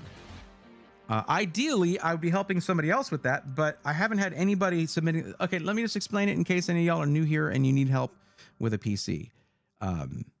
There's a form that you fill out, if you're waiting for that. If you're watching on YouTube, check out the description. It's the first thing in the description. If you're watching on Twitch, well, here you go. You just fill out this Google form. It asks you questions that you should be asking yourself anyway before you make the investment in a PC. And it helps me make a recommendation to you. So fill that out and you'll get on this list that I got in front of me. There was one person who filled it out tonight and they have not been responding. So I guess they left. So be sure you stick around so I can help you out, actually. If there's not a lot of people waiting for help, I do tend to take my time and just hang out with y'all. Hope you don't mind. But I mean, what else am I going to do if there's, not anybody who's needing help at the moment? Let me check, because there are some from before. Let's see. On the 26th, sincere_GBN on Twitch or La Herbo on YouTube. Are you here? Because you submitted a thing here. So what's up? That was on 26th though. But Left in Silence, I'm glad to hear that worked for you. I hope it continues to. Where'd you get it from, by the way? Sincere GBN says, I'm here. Well, there you go. I'm glad I asked. Also, Chad Bell submitted actually before Sincere GBN. Chad Bell submitted on the 23rd. Let me know if you're here. Oh, wait. No. I already helped Chad. They're going to be waiting for 5090. Never mind, Chad. We did help you out last time. Okay. So, Sincere GBN. We're going to help you out then.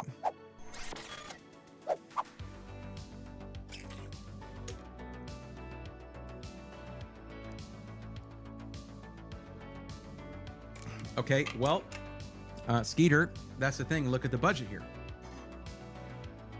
It's $500 to $1,000. So we'll need to know exactly what that is, by the way. GVN. We'll need to know that, what your actual maximum budget is. But that means that not affected by 5080 launch, 5090 launch, or even 5070 or 5070 Ti. So yeah, there is that to consider.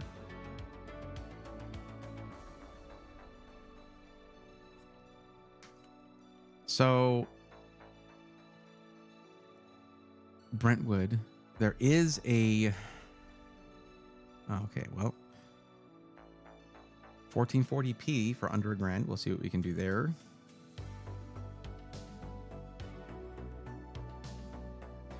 I don't think, now what we can look at is what Micro Center in Brentwood has that is actually already pre-built, not a custom parts list.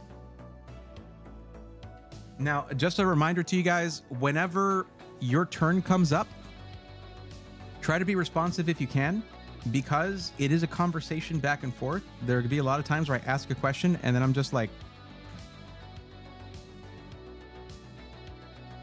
because it's something I need to know. So just keep an eye on that. Let me know.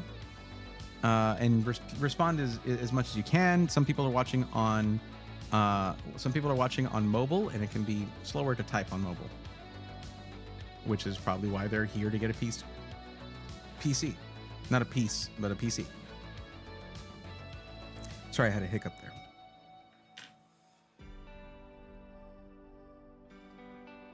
Okay. Sincere GBN. Like I said, a number that is the maximum. So I'm going to say 1K then. That's why on the form, even though this is in ranges, yes, I know. Okay, this is ranges, 500 to 1,000, 1,000 to 1,500. What I will want at the end, and I should probably note this here, that I'm going to ask for your actual maximum amount in chat. Let's do that.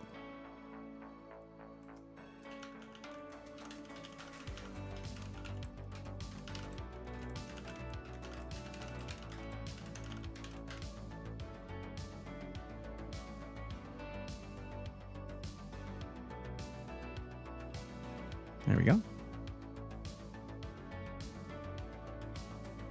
That should save it. There we go.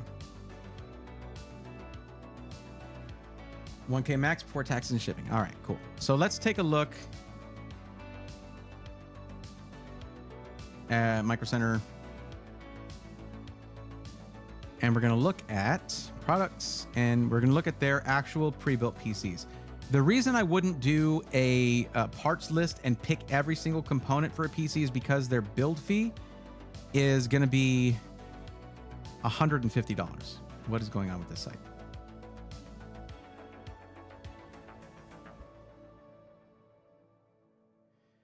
Computers. All desktops. And then we're going to go here. We're going to actually look at what they have at the location for Brentwood.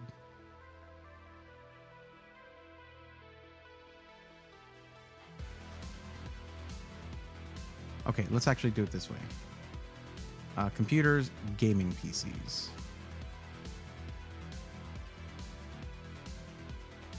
Yo, look at that. Shot by budget.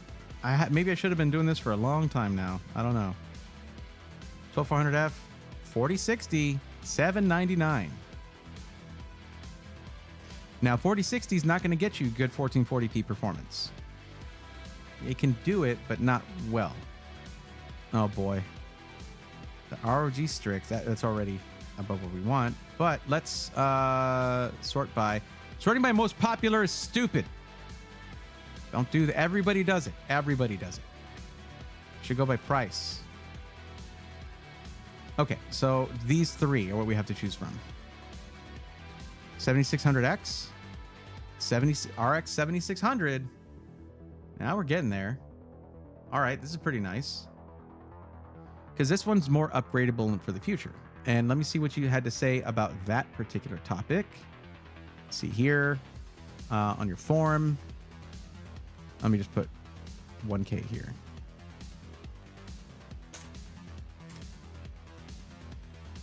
Let's see, 1440p. You're just doing gaming, okay? Price to performance is your priority. You want a lot of RGB? Well, there's some RGB in there. You want it in black? Good, because that's what it is.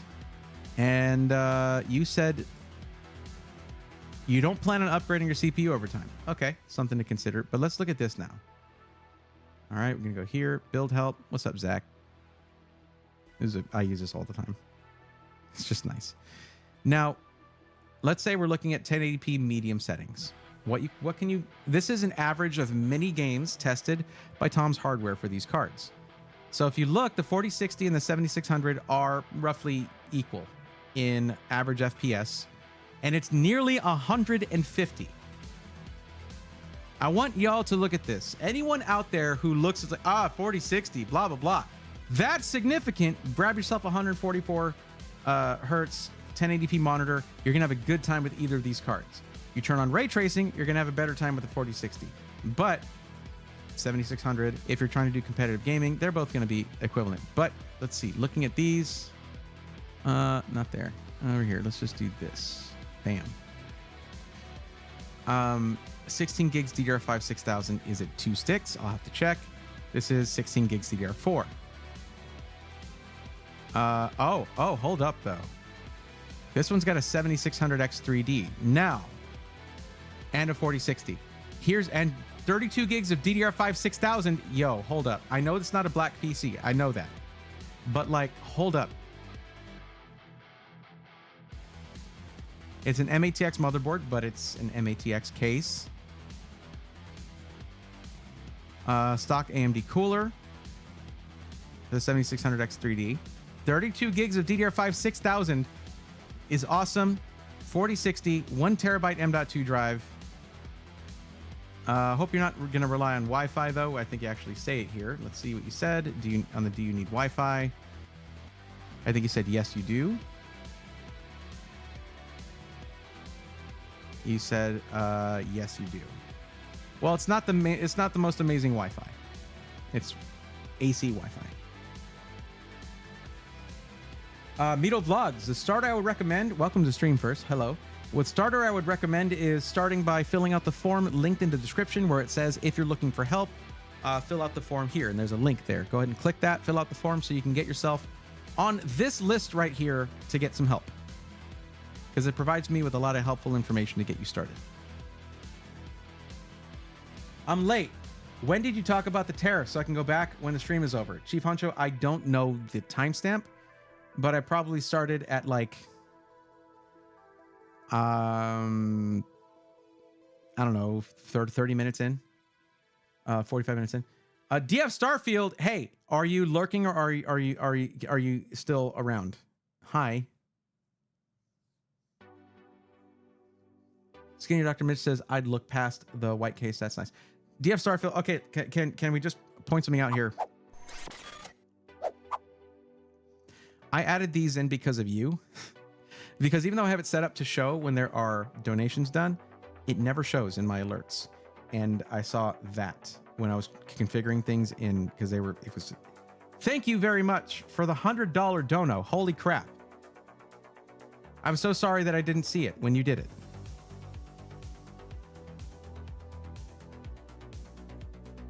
Just thank you. I know you probably did that around the time that I was, you know, complaining about how I lost my sponsorship for CES while I was at CES, and you were just like, well, here you go. Senior Dr. Mitch, thank you for the biddies. I appreciate that. Is that another 20? Thank you for the 25 bits. Stealth donos, they come with sprinkles. Well, that's delightful. Thank you. I think it was like 15, 20 minutes in, maybe a little later. God, I just want to make sure it was this stream. It is this stream. Seems like the best deal right now is the 99 in white at this location. Yeah, no, this in several ways, this is the better deal. Sorry, I do apologize, GBN. I'm fine with 1080p. My main goal is to play any game smoothly. Well, yeah, if 1080p, you're going to have a better time with a 4060. But you know, let's see what they have for power supply, because that's not listed here. I'm curious about that. Not listed there either. Let me find where the specs would. There we go, over here.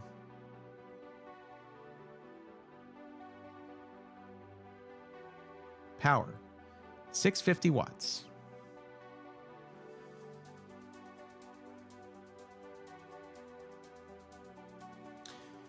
Well, I mean, that's not a lot. So say you wanted to upgrade your GPU down the line, you might end up wanting to upgrade your power supply, but this is going to get you started. It's upgradable in terms of the CPU, but the 7600X3D, if you're just gaming, you're probably like never going to need to upgrade your CPU.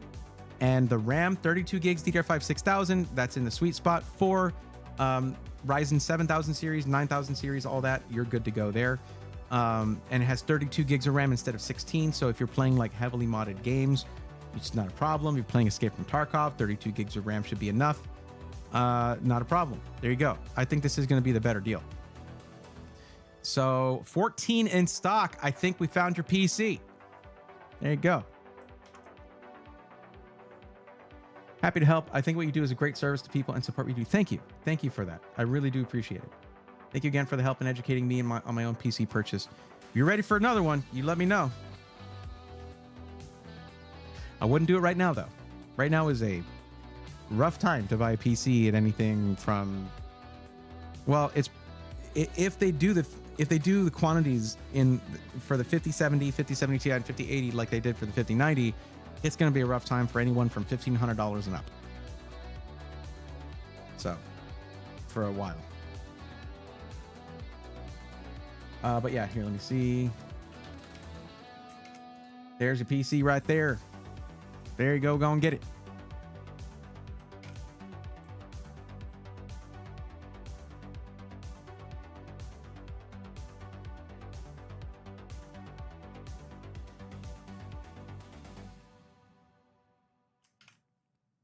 I didn't even highlight in purple. I'm sorry. Well, there we go.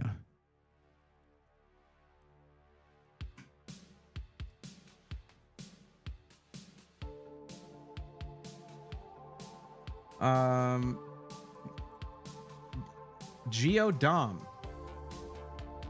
says, do a i9 14900K build. Recommendations for the best 1440p gaming and streaming? I respond to chat. Like, you're not sending these messages out into the void. Like, I've got 43 people watching on Twitch and 33 on YouTube. I'm not here sitting here like Ludwig with thousands and thousands of people. I'll see your chat. So you can say hi. I'll say hi back. I usually recommend saying hello to people, by the way, before you start asking for info. But please fill out the form. And also, please don't buy a 14900K build, because those can be riddled with problems. Like mine is. I have a 14900K and it's riddled with problems. I would say, you know, if you're just talking about gaming, go AMD. Done. That's what like everybody recommends right now anyway. But gaming and streaming, still AMD. Still do it like that. But yeah, please fill out the form. It's linked in the description. That's how you get on this list to get help. Chief World TV. Where are you at?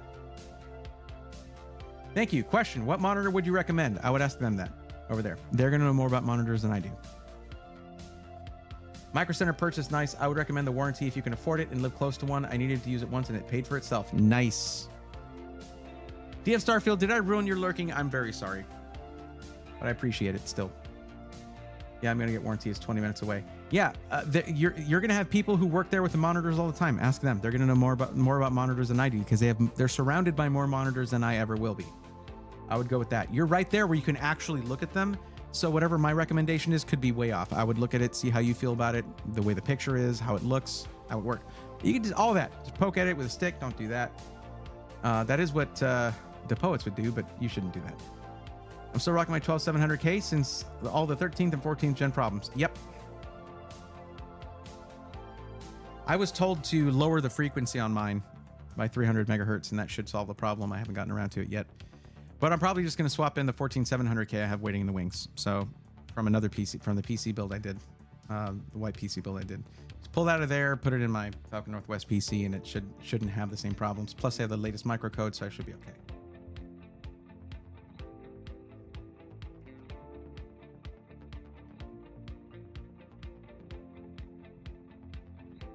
Geodom, well, I don't know. What's up with you? How you doing? Y'all good, Braythorn? I lurk, listen. I appreciate that. I'm a bad lurker in that when I do a raid and I say I'm gonna lurk, I don't lurk and listen. I will like lurk and go get food or like take a screen break or something like that.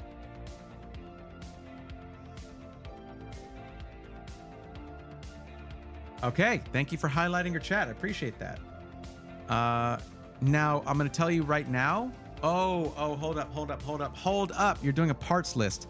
This is a little more difficult. So right now, Chief World TV, supply sucks like across the board for mid-range and higher end GPUs.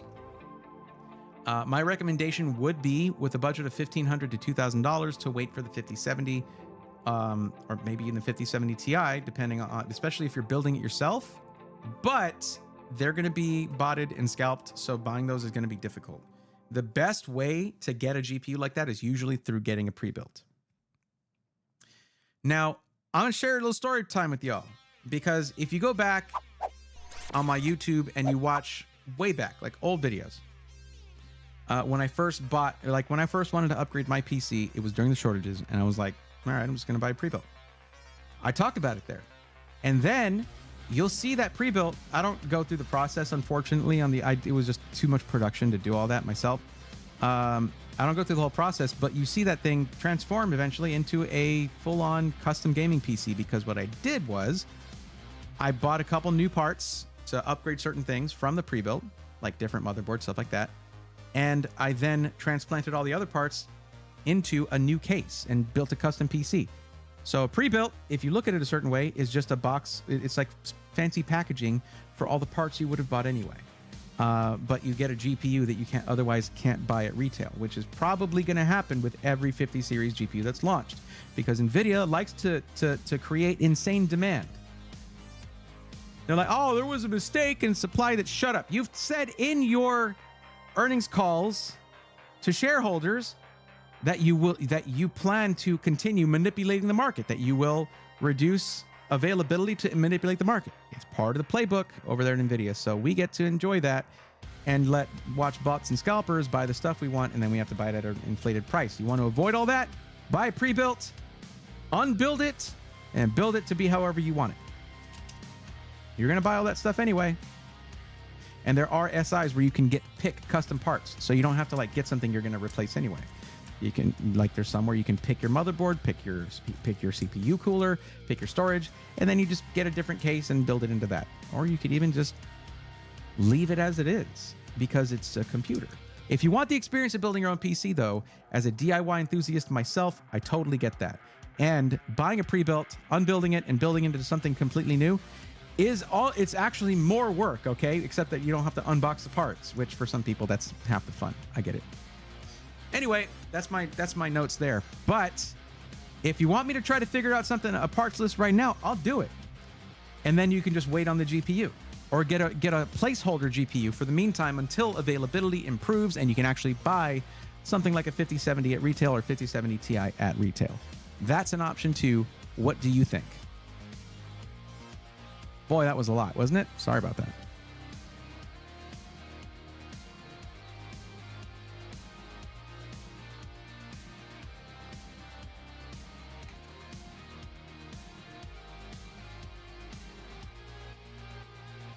Let's in Silence 07 says, haven't had to touch my pre-build and it's been solid for years. Awesome.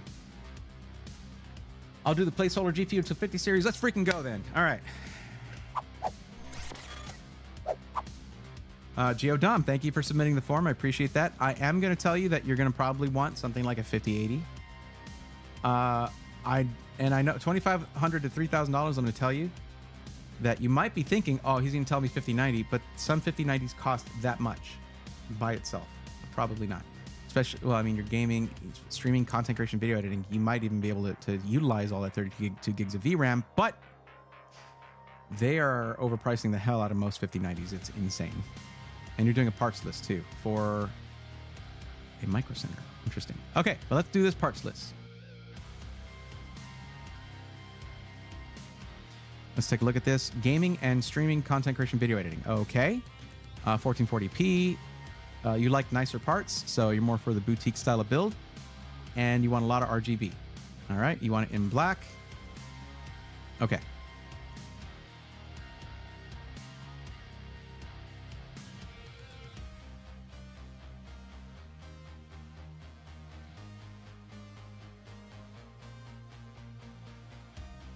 Okay, let me ask you a question real quick.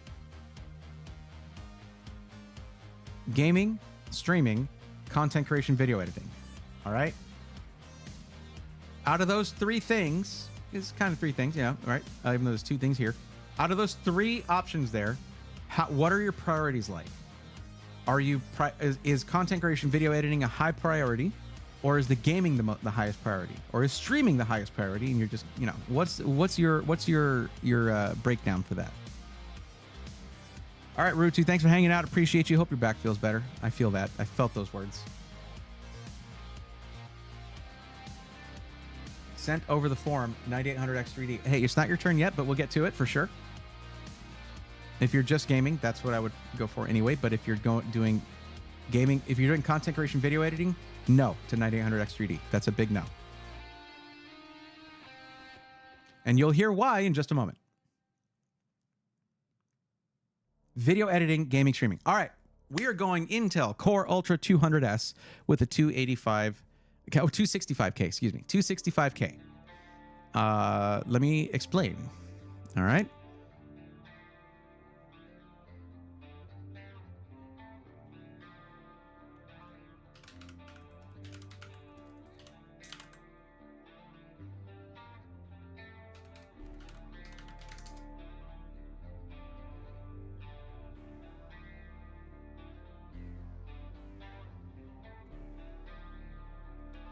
Depending on what your priority list is, you need to figure out what, you need to look at the results in testing for your particular situation. Now, the Core Ultra 285K is the top CPU for Premiere Pro. But the $200 cheaper 265K is pretty close behind it, okay? Intel owns Premiere Pro. Like the 9950X is all the way down here. Underneath it's 14700K, all right? And the 9900X is beaten by the much cheaper 245K. You feel me? So Core Ultra 7 265K is $200 cheaper than 285K. It is the second best consumer CPU, desktop CPU on the market for Premiere Pro. Are you using DaVinci Resolve? Well, let's check that instead. In that case, 9950X is the top of the line CPU for you. Now the 285K is close behind. It is. But you'll notice this does not say 9950X 3D, right? We see that, right? The 9950X can still play any game. 16 cores, 32 threads, streaming all day long. 8 cores, 16 threads can do that. Not a problem. But you have plenty of cores for streaming as well.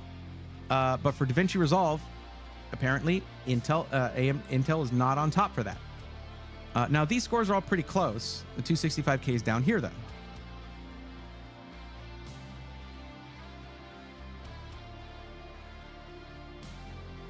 Spent 6 hours deep cleaning that card yesterday. 10 out of 10 do not recommend. That doesn't sound good.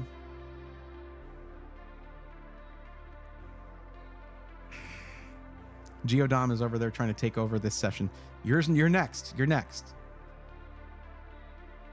But essentially, if you were going to be doing Premiere Pro primarily, all alliteration aside, you would be going with an Intel Core Ultra 200S CPU. Now, what might happen here, I said, of course, 9950X3D this is not that. It's not out yet. I don't know if I said it's not on the list because it's not as good for it. No, it's not. It just hasn't been released yet. It's going to be released probably at late Q1 of this year, so in the next few months. But it's not out yet. But here's the thing that happens with the 9950X3D. If you haven't heard of core parking, here's the good news. Okay, now here's the bad news. Core parking sucks. And the reason core parking exists is because only in a 9950X, you have 2 chiplets, the non-X3D one. You have 2 equal chiplets, basically. Each one has 8 beefy cores in there and 16 threads on each one. Now, on the 9950X 3D, only one of those is going to get 3D V-cache, which is awesome for gaming. So to make sure that all your gaming stuff happens just on that one chiplet, it shuts down the other one. So if you're thinking like, I want to have a 16-core, 32-thread CPU for streaming, but man, that 3D V-cache for gaming at the same time, no, you're going to have essentially a 9800X 3D anytime you game because it shuts down the other 8 cores. And core parking can cause other kinds of complications here and there. Hopefully they've ironed out a lot of that. I hesitate to go for even cautious optimism there, but it could happen, and I would be thrilled if it did. So my suggestion here is to just bypass all. And actually, the funny thing is, I just remembered this. Even the 9950X by itself has core parking, even without 3D V-cache. But let me ask you this question. There's another note to take here. Where's your actual maximum budget? Because the 9950X is very, compared to say the 265K, the 9950X is a lot more expensive. So where is your actual max budget between this $1,500 to $2,000? I'm all getting ahead of myself as if I'm throwing everything at this thing, but we do need to stay within budget. 265K might still be the better option, just because, well, just because. I mean, yeah, that is a tough one, actually. I would not recommend a 14900K. I would not do that because of the 14th gen potential issues still in me. 1700. Okay. Let's see what we can do.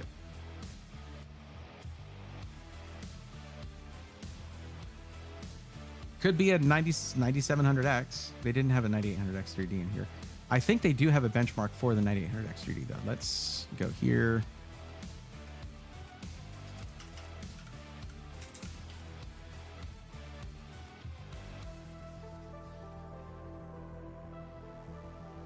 Let's see.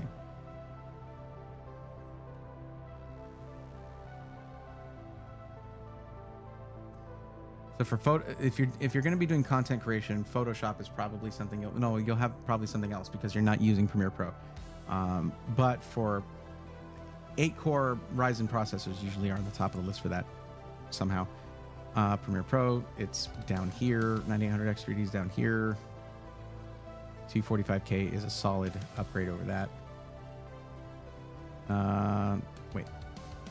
Yeah, for Puget Bench. 265K is up here. Wait a second. I'm looking at Premiere Pro. I'm an idiot. DaVinci Resolve. Okay. 265K. This looks different from the one we just looked at, but whatever. 9800X 3D is actually really close to the 265K in Premiere Pro. Holy crap. No, in DaVinci Resolve. I'm just too into the Adobe ecosystem. It's really stupid. But no, it's right there by the Ultra 7 265K, Core Ultra 7 265K. That's very close, actually. Man, they really cooked when they put that 3D cache underneath the Core Complex die. That made a big difference in some of that stuff. So, yeah, if you're using this software, it's not the worst option out there. That might be the way to go. Because it's also the second best in Photoshop. I'm not sure how it would work with something like how the performance is going to be with something like, say, maybe GIMP or something like that. But it's probably going to be similar. Yeah, man, they really cooked with that. And no core parking either. Unreal Engine. Yeah. Not great with Cinebench, Blender, and Cinebench. Obviously not a Cinebench monster. That's going to belong to the higher end CPUs there with more cores, basically.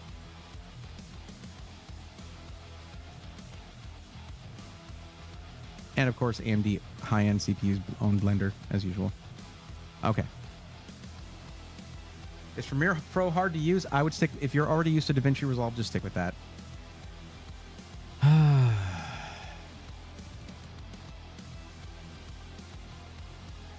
Because regardless, the 265K and the 9800X3D are similar in price, okay?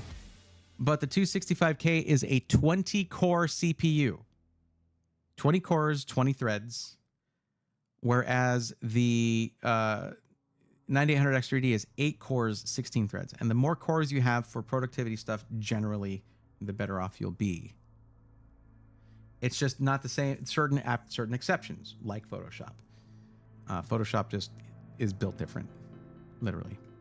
Let's go back to the pricing here. Let's take a look at some of the pricing here.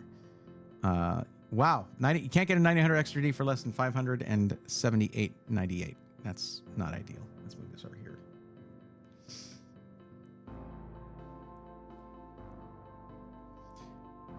$587.98. And where is that? That is at Amazon, of course, with a third-party seller, raising the price by over $100. Wow. Now, if we look instead at a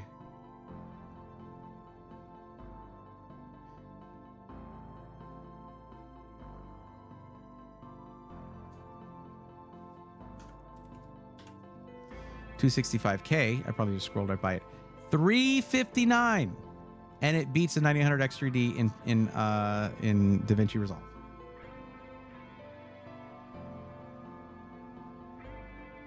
$20 cores, yes. Yeah, 8 performance cores, 12 E cores, and they got rid of hyperthreading, so it's not like it's going to be 8 performance cores with 16 threads, yada yada. It's just 20 cores, 20 threads. But they were able to beef up their E cores, so those do extra. They're better at handling background tasks. And here's the thing: if you do ever switch to Premiere Pro, you'll get a huge boost in performance just in that, and also you get quick sync with that. But yeah, I would go Core Ultra 7 265K. It is $220 cheaper at this point because of the lack of availability of the 9800X3D. Which, what's funny is that you have AMD blaming Intel for that. Like, oh, well, we thought that Intel's going to make a better product. We thought you were going to make product, AMD. Like, the whole freaking world was waiting for the 9800X3D. Fools that we are. I was waiting for it, too. I wanted to recommend it to everybody that wanted to just game. And it's like, no, just don't make a few of them. That'll be fine. Yeah. This is the way I would go. 20-core processor, great frequencies on that. And also, overhead remaining for overclocking. It's much more efficient than the previous generation. Lots of improvements there. I have a whole video, Chief World. I have a whole video explaining why the 265K is pretty great, actually. And I think that before you spend any money, go watch that. See what I have to say about it. I already said a lot about it, actually.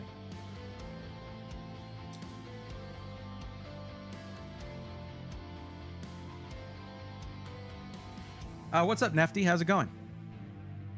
Welcome. Saltgirl123, how's it going? I'm doing good. Hope you're doing well too. AMD needs to release a 2x Vcache CPU. Yeah, they're talking about like chiplet to chiplet latency being an issue, but they had an AGISA update that greatly reduced that. So I thought that was them indicating that that's what we were going to get with the 9950X3D, but nope. Okay, motherboard. You're gonna need a motherboard with awesome I/O, and I don't know this generation that well. We're doing what kind of build here? We're doing a black build? Yes. Okay.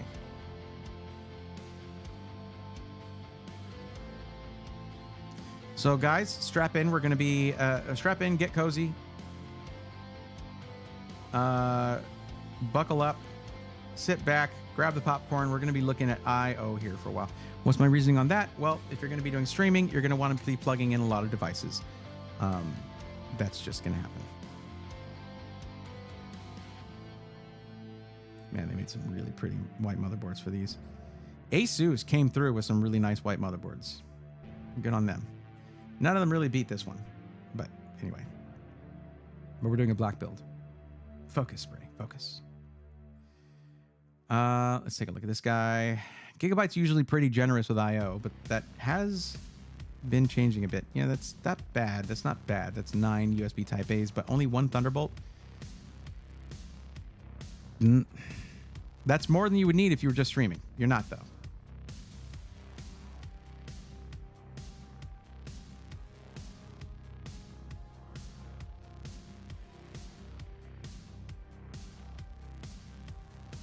You see, this is a cheaper motherboard by a decent bit, and it has the same amount of I/O. But wait, hold on. USB. I guess they just didn't opt for the Thunderbolt naming for this, but okay. Yeah, we looked at this one, and this is, well, it's not that much cheaper. It's like $50 cheaper, but still.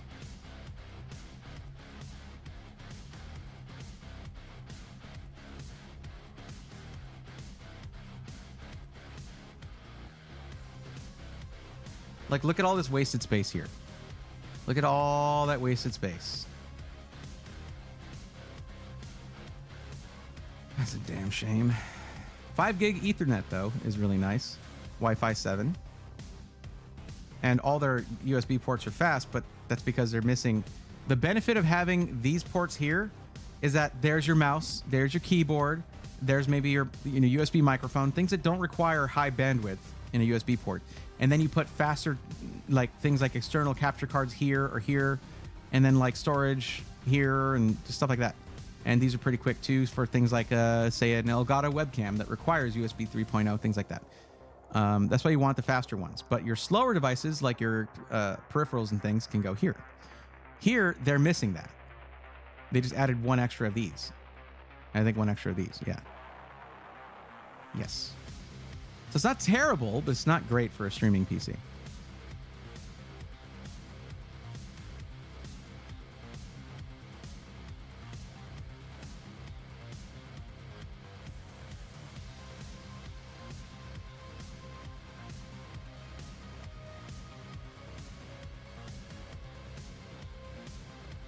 That's right, B860 did come out. Oh, wait a minute. Let me look at this one. Hold on. It's the 890 UD.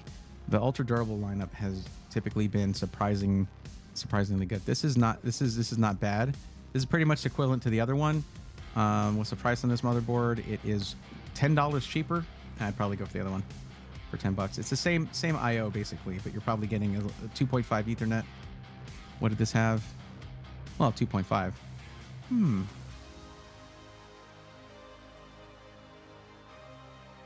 I would look at storage. That's 1, 2, 3 M.2 drives. And here, 1, 2, 3. Boy, oh boy, that sure is similar. Looks a lot nicer for $10 more, and you actually get an integrated I/O shield. I would spend the extra $10. Same buttons though. This is a very similar motherboard. Power delivery is probably a little bit different. Okay, let's keep looking.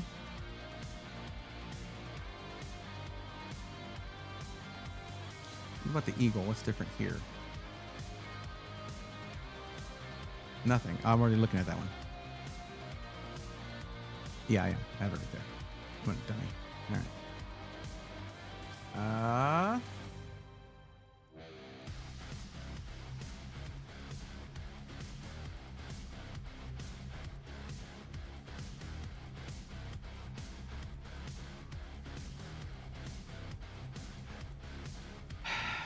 Oh, how far the gaming plus Wi-Fi has fallen.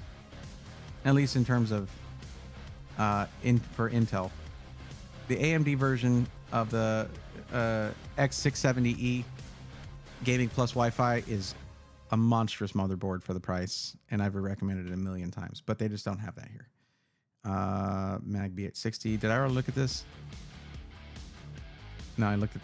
Oh yeah, no, I didn't. Okay. It's not going to be better than the Z890, and you want Z890 anyway. You're not going to want B class. You're going to want to be able to overclock that CPU. So we're not looking at any B class motherboards. Come on, Bray. Come on, do better. Z890. That's it.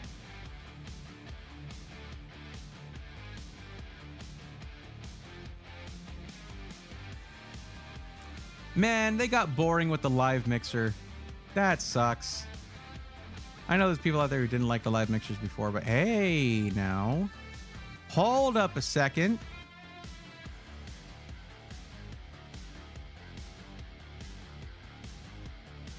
You see what I'm talking about? That is 12 USB Type A's plus 2 Thunderbolt 4 ports. You've got SPDIF in there. SPDIF.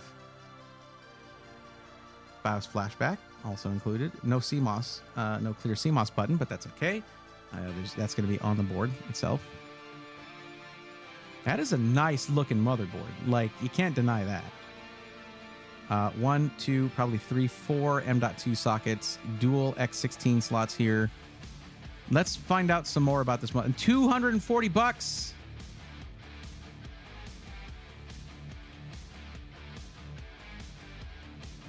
But man, look at the way that the live mixer used to look. Okay, freaking purple motherboard. Come on.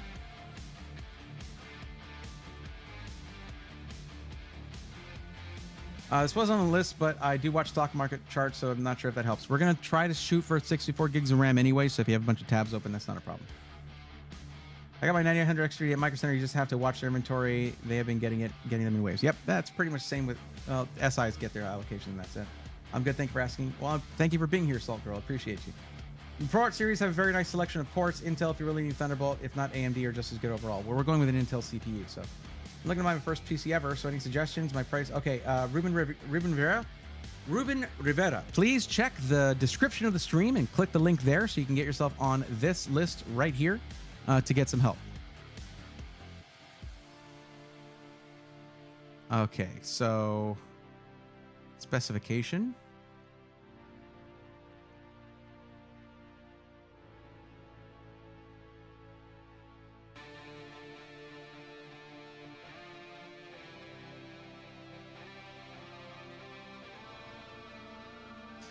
Oh, damn. Okay. So both of those X16 slots support PCIe Gen 4 X4. That's no small thing. Usually it's one of them is X4, one of them is X1. This could support two like crazy capture cards, internal capture cards if you wanted to. That's really good actually. And get any M.2s that are, and I don't see it bifurcating. So what this says here is the PCIe 1 supports PCIe riser cards to extend one X16 slot to X8, X8, or X8, X4, X4, X4.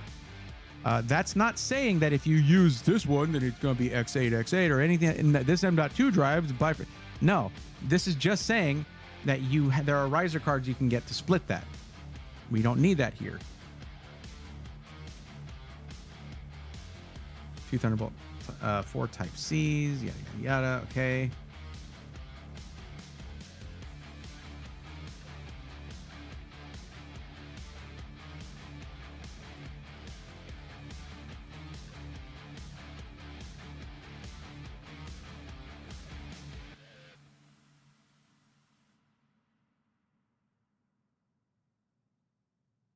$10X USB 3.2 Gen 1, aka USB 3.0. Is this the Rockstar motherboard of Z890? For $240. Except for these two right here. okay, which are 10 gigabit per second, USB 3.2 Gen 2. Every one of these is a 5 gigabit per second USB 3.0. You could knock me over with a feather right now. This is insane. This is really good. I'm just like, that's your board right there. Skeeter, thank you for the lurk. Oh yeah, that's your board right there.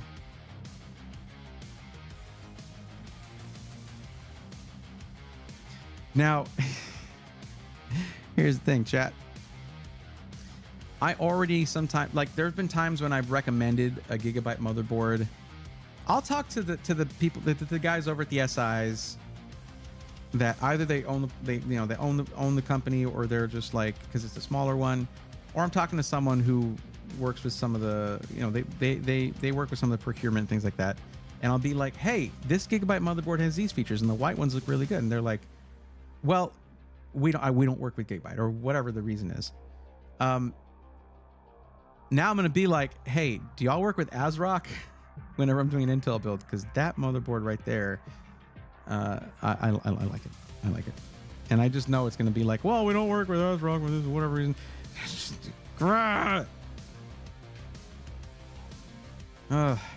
Anyway, so there's your awesome CPU, awesome motherboard. 4 M.2 sockets, 4 M.2 slots for storage, so that's great for the content creation side of things. Tons of USB Type A's and dual Thunderbolt 4, so for streaming, also super cool. The throughput on those USB-C Thunderbolt ports is 40 gigabit per second. It's very fast. You can get a Thunderbolt dock that has all kinds of things like super fast SD card for video ingestion, things like that. Just really, really nice. This is good. And that's the thing. If you tell me on the forum, hey, I'm interested in content creation, I'm not just curious. I asked that for a reason. As a content creator, I know what's important. As a streamer, I know what's important, all that stuff. So that's why I asked those questions. Okay, memory. We're going to shoot for 64 gigs. We're probably just going to look for the cheapest, decent speed 64 gig kit we can do.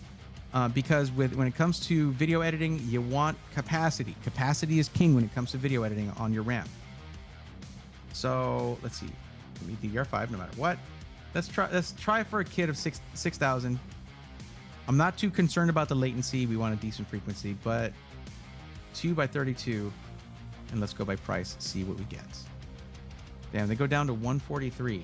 I don't know if I'd go for silicon power, but G.Skill Rip Jaws S5 64 gigs, $154.99. My only question is this. Okay, you said you want a lot of RGB. Well, this RAM might not have it. This RAM might not have RGB, I'm sorry to say. Let's see what the G.Skill Trident Z5 64 gigs. CL36. This kit is CL36 as well. And it's only a difference of $5. All right, G.Skill Trident Z5 it is. $159.99. 64 gigs of RAM. Dunion rings, baby. There you go. Silent Furies, what's up? How's it going? Could anyone mind reminding me what Micro Center's in-house brand is? It's called Inland. Just think in-house, inland. Wiz Nation, what's up? By the way, John Paul Bacon, I wasn't ignoring your comment about the ProArt having nice features. It's just it doesn't have a nice price, and we're getting most of those features without paying that price with the live mixer board. Storage. Speaking of Inland or Kingston, let's see which way we're going to go here.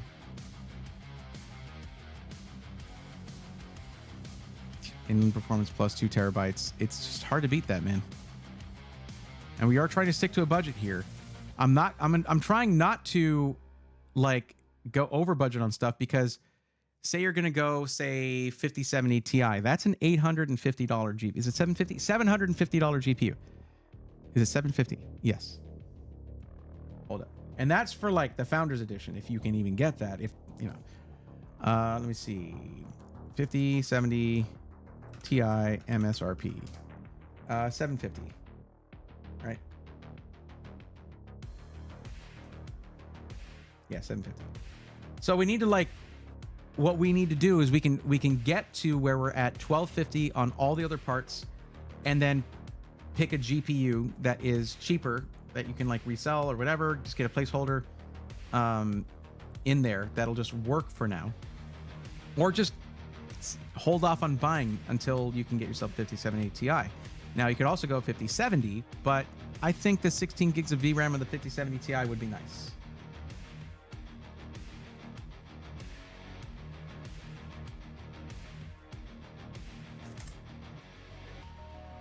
No problem, Bean Dealer. Silent Fury says, does MSI make good desktops? Well, they're supposed to be sending me one for review. Allocation is a bit of an issue right now, though. So let me get my hands on one. They're definitely doing better than, say, Asus in the pre-built department, just based on like airflow and stuff at a glance. They've been putting more effort into pre-builts than Asus has, so we're going to see. I'm also supposed to be getting an Asus piece pre-built for review, and y'all best believe I'm not gonna be in a position where I'm like, well, I want Asus to like me. If it sucks, it sucks. We'll all find out at the same time, everybody.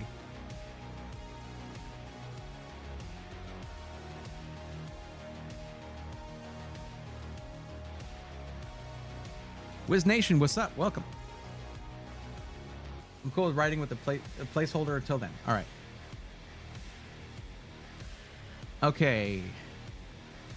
Let's do the rest of the PC first, though.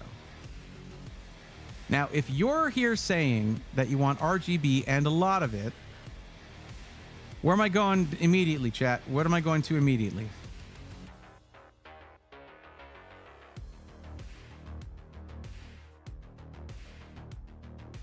Montech King 95 Pro.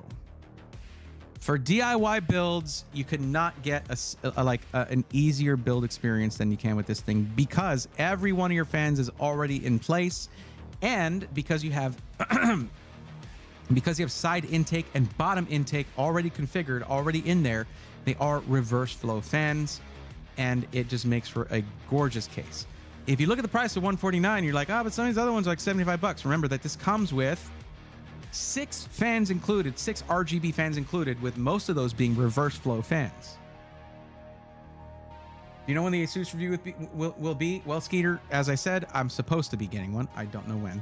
I need to reach out to the guy, to the rep over there, and see when he's going to be sending it.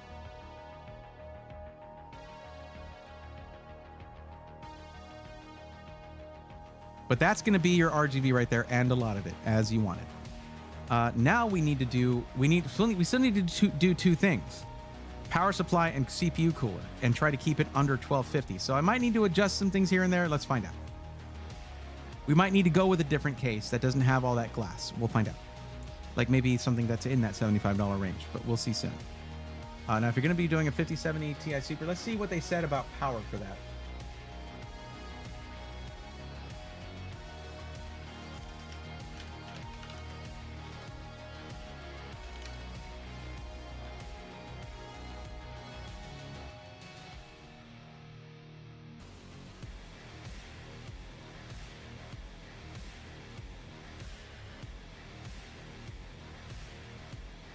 I said super. 5070 Ti.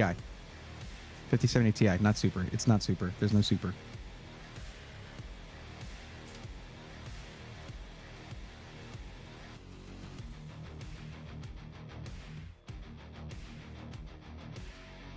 Recommend 750 watts. That's the AI overview talking now.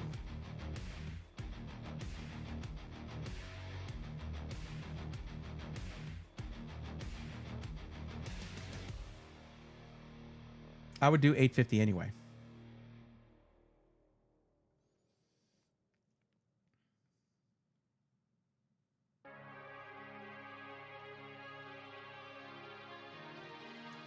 Ruben says, so is it easier to do it yourself or pre-built for someone who's never built one? It is easier to buy pre-built. I don't think anyone would argue that fact. It is a little more expensive because someone's building it for you, putting a warranty on it, and shipping it to you. But yeah, it is way easier to buy pre-built. Just like it's like saying, is it easier to change my own oil or to go to get my oil changed? It's cheap. It's cheaper to go. It's cheaper to do it yourself, but it's easier to get your oil changed by somebody in your car. You know. Okay. Power supply. Let's see. 850 watts is what I'll aim for. It might need to be 750 depending on how much the CPU cooler is going to be. Actually, let's do that first. Let's see if we can grab a Montech AIO to match the Montech. You know, to match the RGB on the case. Montech Hyperflow ARGB 360, $99.90. Not too shabby for 360 millimeters of AIO right there.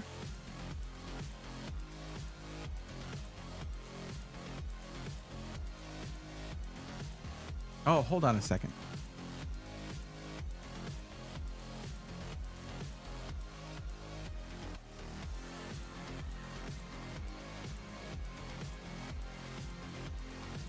I was off. I was thinking 2,000. You said 1,700. We're going to have to make changes now. That, or you go with the 5070, which is also an option. Because that's going to be 550 rather than 750. Yeah, I might need to make some changes here. Stuff like put you on 32 gigs of RAM instead of 64, maybe 48 gigs of RAM if that's an option. The motherboard I wouldn't change for 240. Like, your motherboard is not easily upgradable. It's the backbone of your PC. But storage and RAM, very easy to upgrade. It's just you can't add to DDR5 really if you want it to be at its most stable and get the actual frequencies they recommend that they have there as an option for overclock. You want to go with 2 sticks of RAM. But we're going to need to go a little bit more budget on some of the other parts. Also, maybe the 245K, but let's see. Let's see first. Swap the case to something that's going to be a little bit more budget friendly. 150 is not bad to be clear for what you're getting, but the reality is we do need to accommodate that. Let's see, in black, that's what was chosen.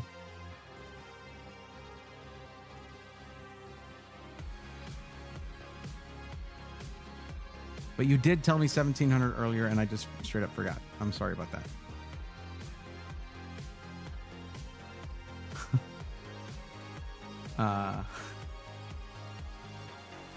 That's nice, but it clearly copied deep pull on that one. Nice NTech case, though.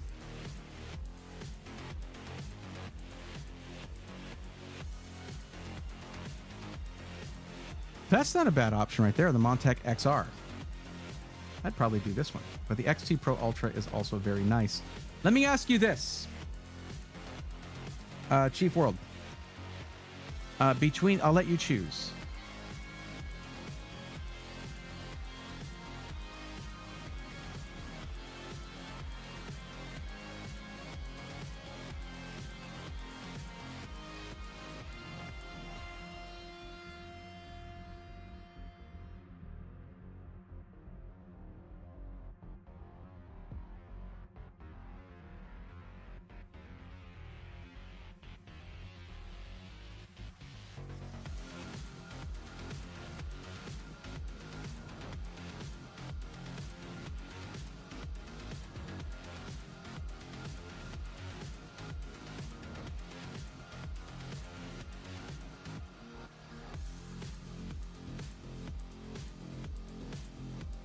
Left or right? This one has the front glass and 2 side intake fans.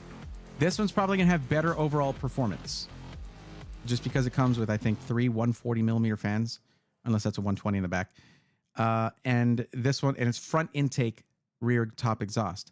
This one is side intake and potentially bottom intake if you get a couple extra fans there, and then rear and top exhaust. So which would you prefer? Left or right?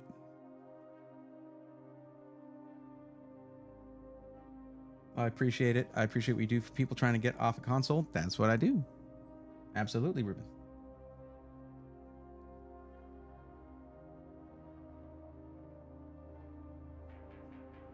Just waiting on that one. These are, Either of these is going to be half the price of the Montech King 95 Pro and still come with fans. That's what I'm getting at here.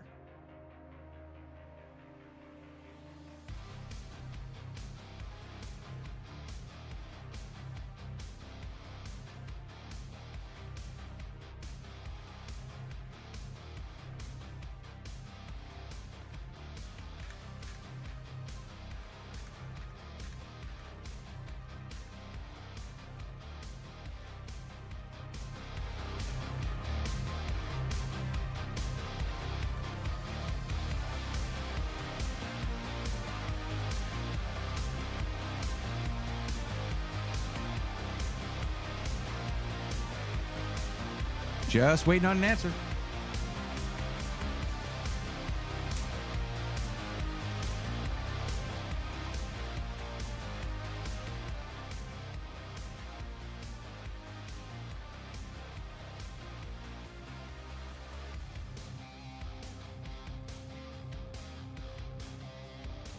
I will say, if the budget is $1,700, I probably would recommend going with the 5070. The reason is you probably don't want to compromise on cores or RAM capacity, considering that video editing is your priority. So I would say going for the 550 card instead of 750, probably the move. Besides, you're looking for 1440p performance, and the 5070 is going to have that in spades. It's going to be fine.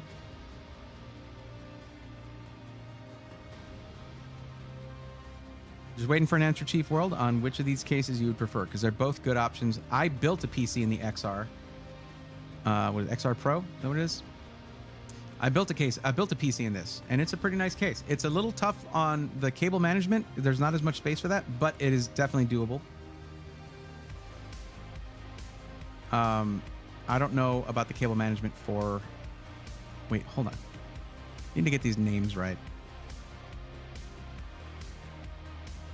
Montech XR, and then it is the Fantex XT Pro Ultra, which is just $3 more, pretty much. $3 or $4 more.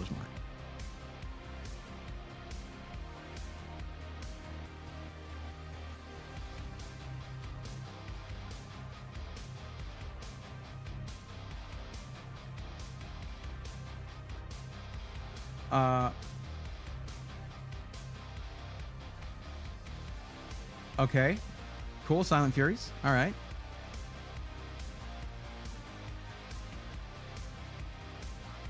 I would say left, being that it has four 140mm fans. The right has 3 120mm fans. I did mention that earlier. Yep.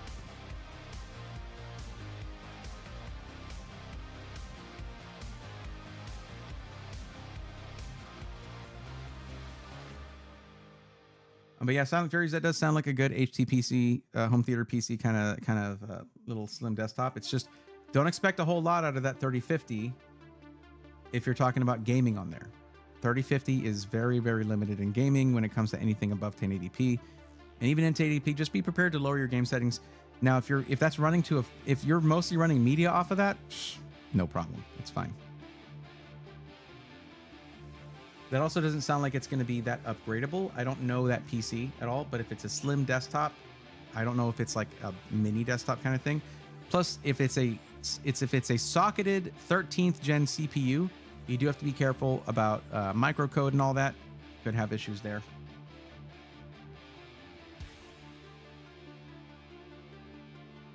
Okay, I think we lost Chief World TV. They are no longer responding. I don't know if I should like move on to the next person. But I'm just basically sitting here waiting for a case choice.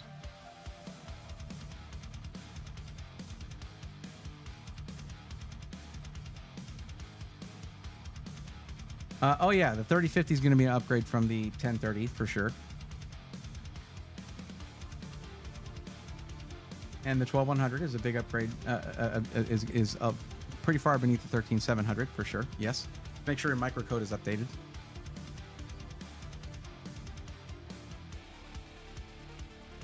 Oh, there's an ad break now. Good. There we go. Time to hydrate then.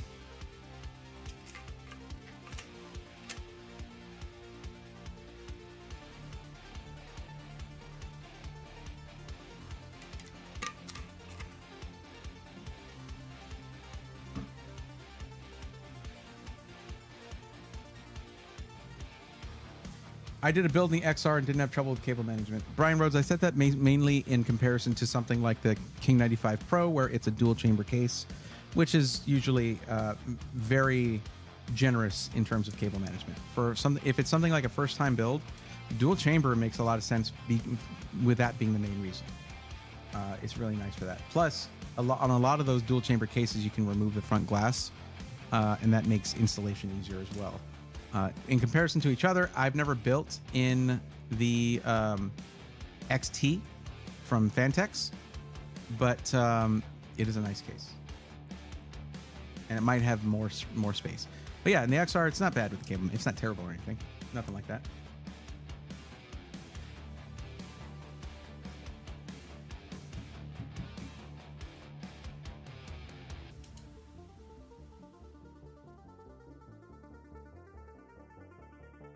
Well, I guess we're moving on. Okay.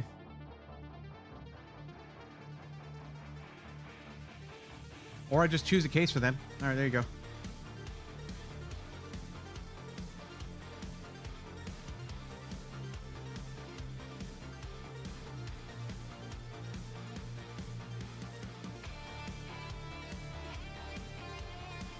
I still haven't done the power supply either. Oh well. Let's just throw it on there.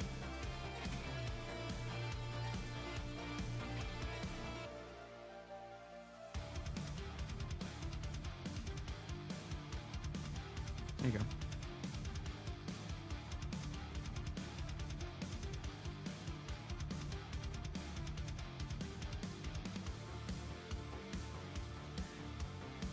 And just a random video card. Just a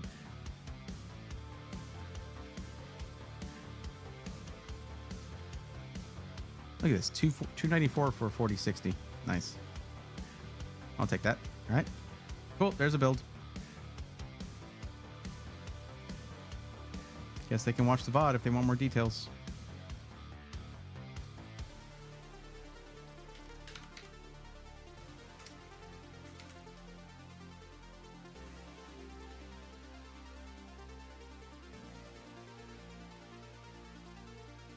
Yeah, I was also into that build too.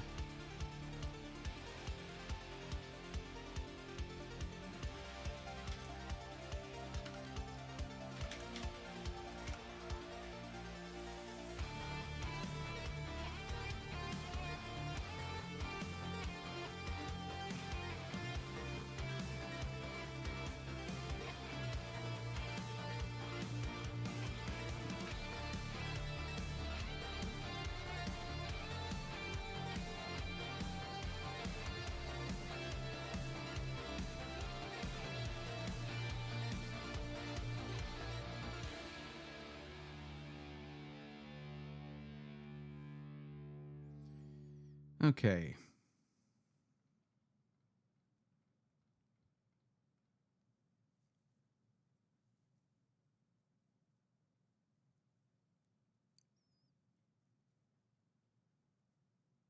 All right, Geo. That or the Flex Pro still up in the air. XP Pro, what? Do a build for N the XP, but waiting on that for my next build. XP Pro. Oh, okay.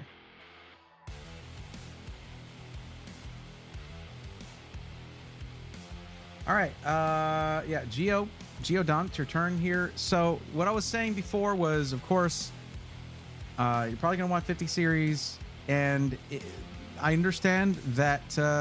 First off, tell me what the actual maximum number is budget-wise. Just no range, not from anywhere from like $2,700 to $4,300. No, don't do that. Just give me a maximum number that before taxes and before shipping for your parts list.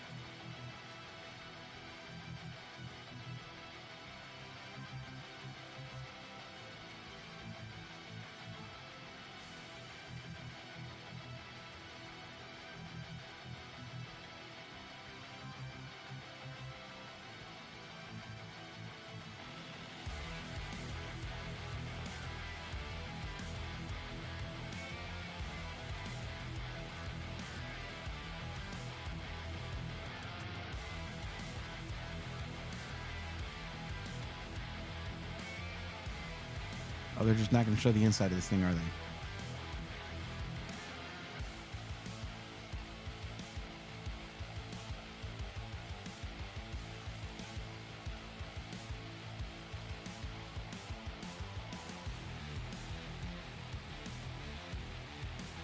Yeah, 13700F, DDR4. Are they not? Did they show the rear I/O at all? What the hell, man?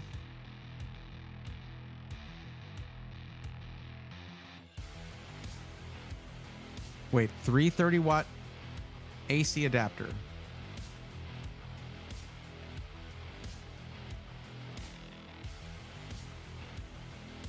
Interesting. SSD is a 512 gig? Sheesh. 16 gigs DDR4, 8 gigs by 2. Chipset is H610. I don't know what you're using it for. I know you're putting it in your home theater setup, but I don't know what you're using it for. What's the website you were showing the benchmarks on earlier? Puget Systems, Puget Bench.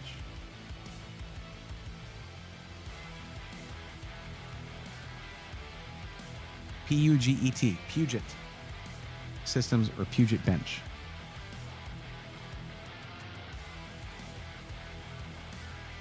All right, now Geodom's not responding. Geodom, I'm not looking at this for you. I was just looking at that, but it is your turn.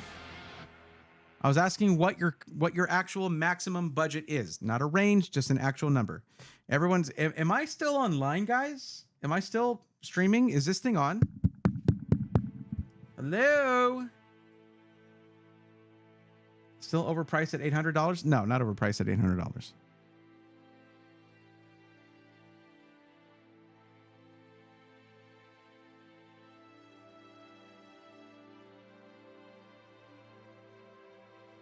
Besides, I mean, the thing, Silent Furies, you know my deal. I'm not just gonna recommend something or not recommend something unless the form is filled out. That's just how I work. Okay, maximum 2,500. Okay. Thank you. Let's try to keep the conversation going, guys. Now I know that you hadn't responded, like you didn't know your turn was immediately coming up, but I know you said he's gone, so you knew maybe it might be your turn because you were next. But anyways, doesn't matter. Okay, so if you're going to be building it yourself, as a parts list would suggest, and you're right next, you live close to the Miami, Florida Micro Center, don't buy your stuff from Newegg. Get it from Micro Center. That way, if something's DOA, you don't have to ship it back and wait for an RMA. You just drive to Micro Center again. You mentioned the wind, Skeeter. Yeah, I feel you. I don't know how that equates to slower internet, but I mean, or why Twitch would be glitchy out there. But yeah, you did mention that. All right, thank you for responding, guys. I do appreciate that. Glad to know I'm still streaming. I wasn't sure there for a minute. It's 2,500.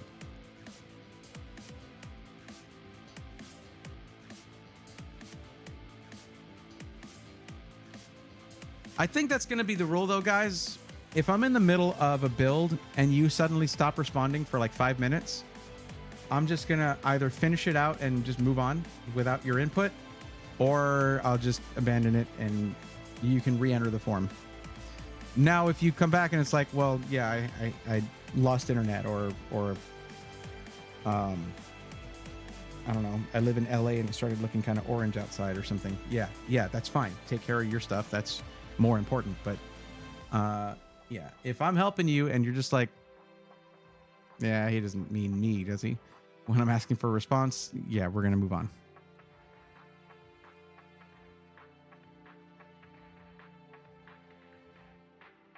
Hello, Gary. How's it going?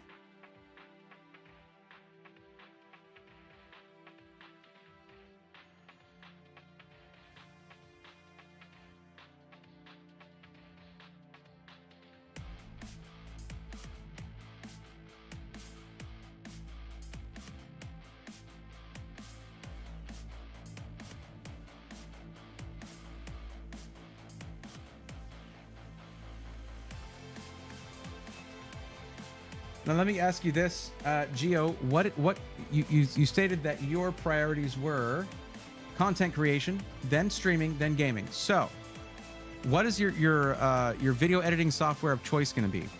Pretty much, if you're doing video editing primarily, I'm probably going to recommend Core Ultra 200S from Intel, and there's great pricing on that right now, so that's nice.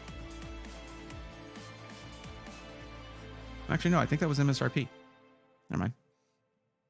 Just a you did mention maximum 2,500. I'm going to say something, but you're probably not going to hear this for a while, Gio. Make sure you're caught up with the stream. Click and drag the bar all the way to the right. Do whatever you got to do. But please make sure you're as up to date on the stream as possible, because the lag on the YouTube side of things is pretty bad, because the streaming quality has to be the best there because the VOD stays up forever. And that's the quality that people are going to see forever, is just whatever it was when it was live streaming. Did I click PC Builder? Custom PC? What the hell is going on with Micro Center? There we go. I just have to do everything twice. I know you're on YouTube. I see your chats coming up in the YouTube chat box. I know that. I'm just saying that you might want to make sure that the YouTube stream is, the progress bar is all the way to the right, and make sure that it's not, you're not behind on everything, okay? Because the responses were coming in really slowly.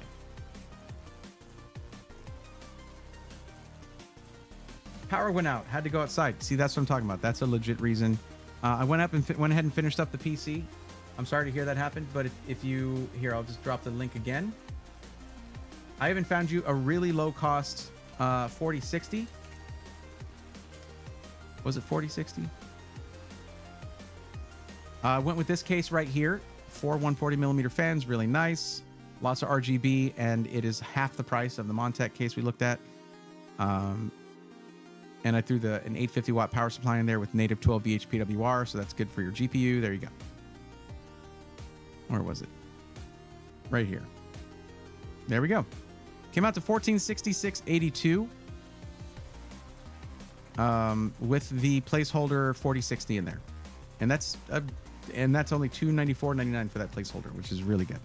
4060 will get you going on gaming and stuff until you can get yourself a 5070. What I'm going to recommend is a 5070 to keep closer to your actual budget. Then that will come in at around 1700 or 1750. But there is the link in chat right there. There you go. No problem.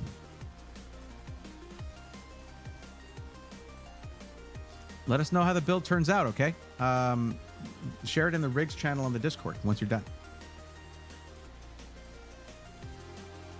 It's always sold out.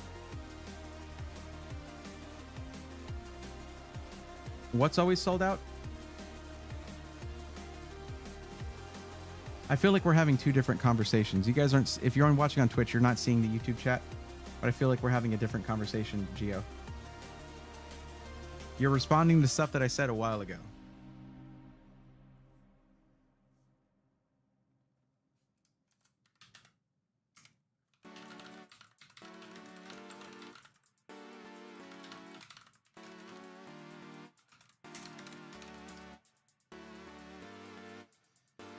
Or type it in chat, so that pops up immediately, regardless of where in the stream they're at.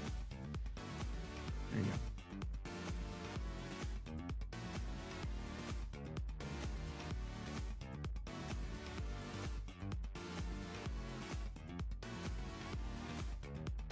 I don't know what you mean is sold out.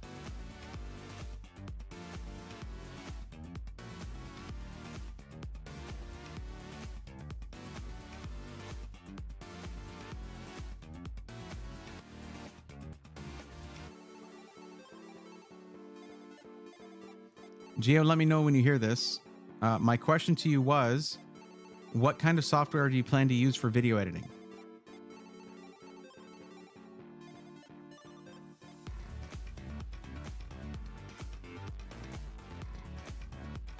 Wow, just no Core Ultra 200S CPUs for the bundles? Am I crazy? I'm not crazy. They're just not there. Okie dokie. Interesting. Micro Center is always sold out of what? Of what are we talking about? Do you want to give me a little more info by what you mean on that? Because, like, if you're talking about stuff being sold out, are you talking about motherboards? Are you talking about GPUs?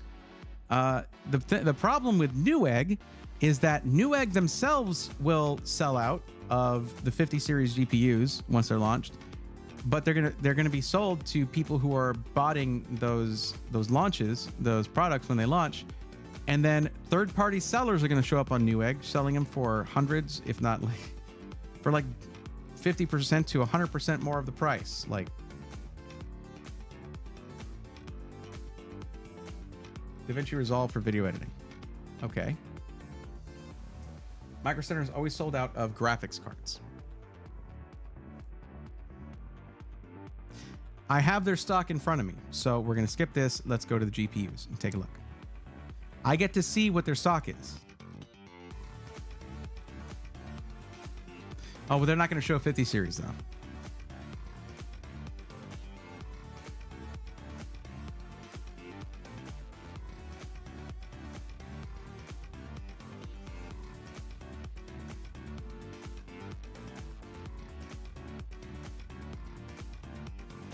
Yeah, well, the highest end currently, and this makes sense, this is normal.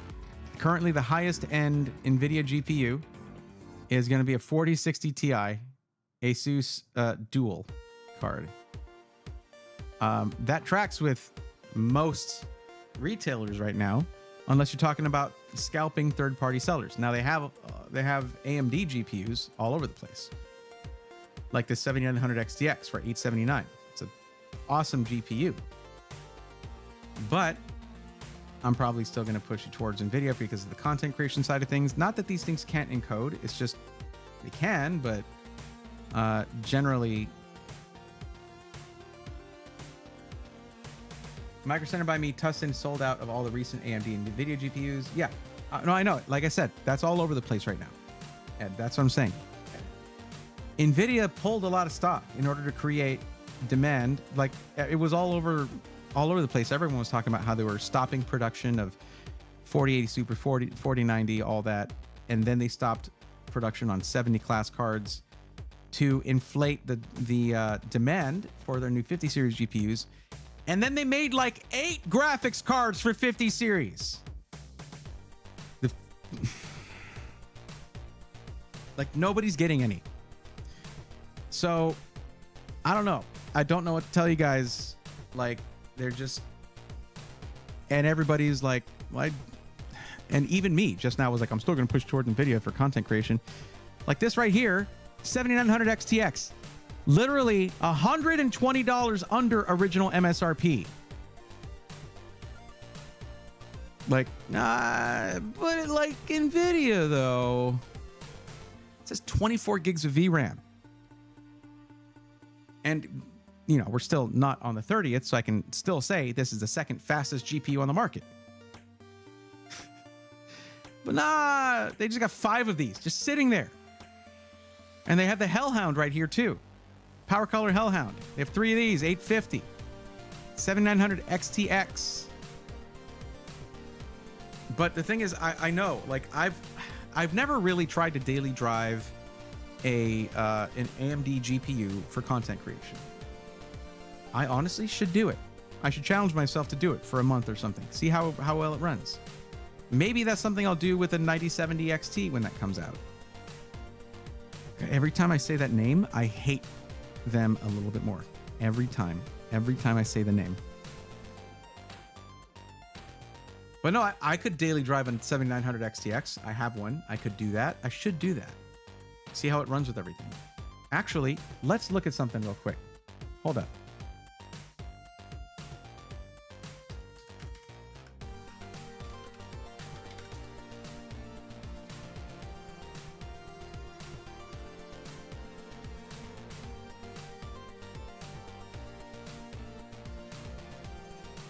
$7,900 XTX, 24 gig, AMD Radeon, yada, yada, yada, content creation review. This was a while back. There have been driver updates, things like that since then. But look at that. For DaVinci Resolve, it beats the freaking 4090. Yeah, you can't see. There you go. Will the 59 beats the 4090? Will the 5090 beat the 7900 XTX? Yeah. Yeah, it will. For like $2,500 or $3,000 or whatever you can maybe sell a kidney and buy it for. This is $850 and it beats the 4090 in DaVinci Resolve. Guess what, Geo? You say, I prefer NVIDIA. Look at this chart and then tell me why you prefer NVIDIA, please. Because even I did that nonsense and said, hey, babe, content creation, NVIDIA, look at this. Look at this. This chart from the most respected content creation benchmark out there, Puget Bench. Tell me why you prefer NVIDIA for what you're going to use your PC for. I'll listen.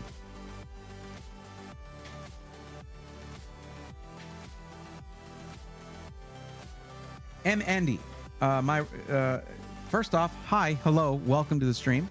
Would a 2700K bottleneck a 4070 Ti Super?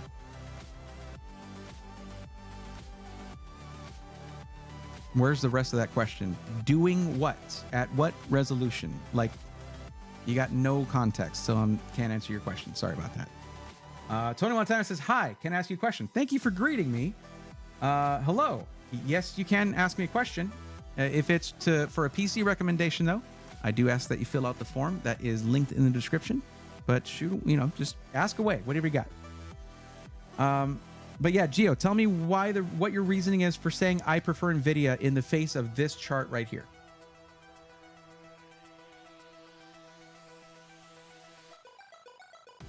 Because you also said Micro Center is always sold out of graphics cards.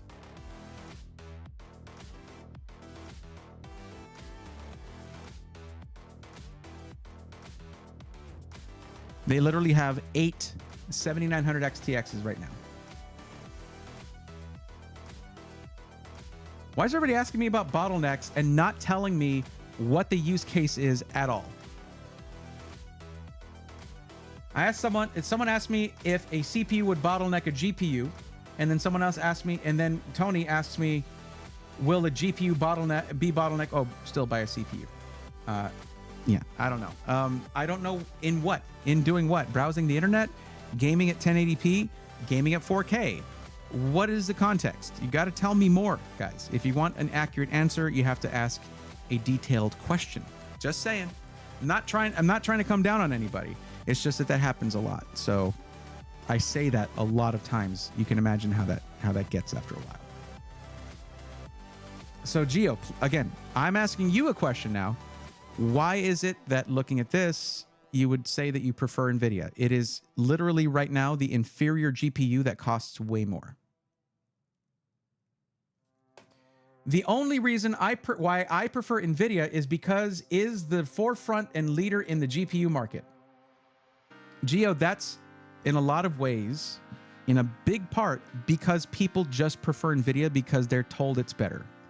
This chart is telling you that for the specific thing you prioritize as your number one priority, the current GPUs that are out on the market, the GPU here that costs half of what this one does, beats it.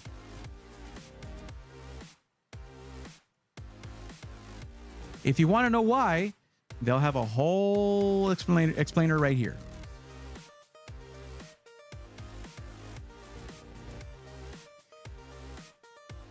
Now, there are specific charts too. Like if you're looking at GPU effects, guess what? The 4090 wins big time, right? So does the 3090 Ti and the 4080, right?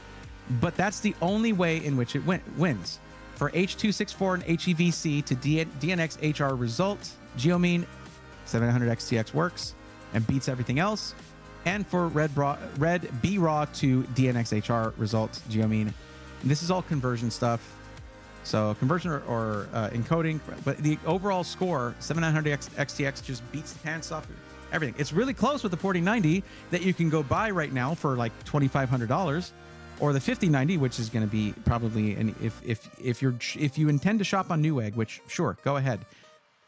There's going to be a window of like 5 minutes, maybe where you get to buy a 5090 or 5080, and then they're going to be twice the price on Newegg because scalpers are going to get them all. Most people tell me to stay away from AMD GPUs. Well, that's why NVIDIA keeps winning. Somehow that like, it's not just that. Look at this. I only have charts for GPUs that have been out for a while because that's, you know, that's how that goes. But check this out. All right. GPU comparison chart. And let's go up to, what resolution did you say you wanted to do? You said you wanted to do ultra wide. Well, let's say 4K then. Okay. We're going to go here. We're going to go to 4K ultra GPU generational performance. Literally the only GPU more powerful than the 7900 XTX is the 4090. That costs more than twice the price.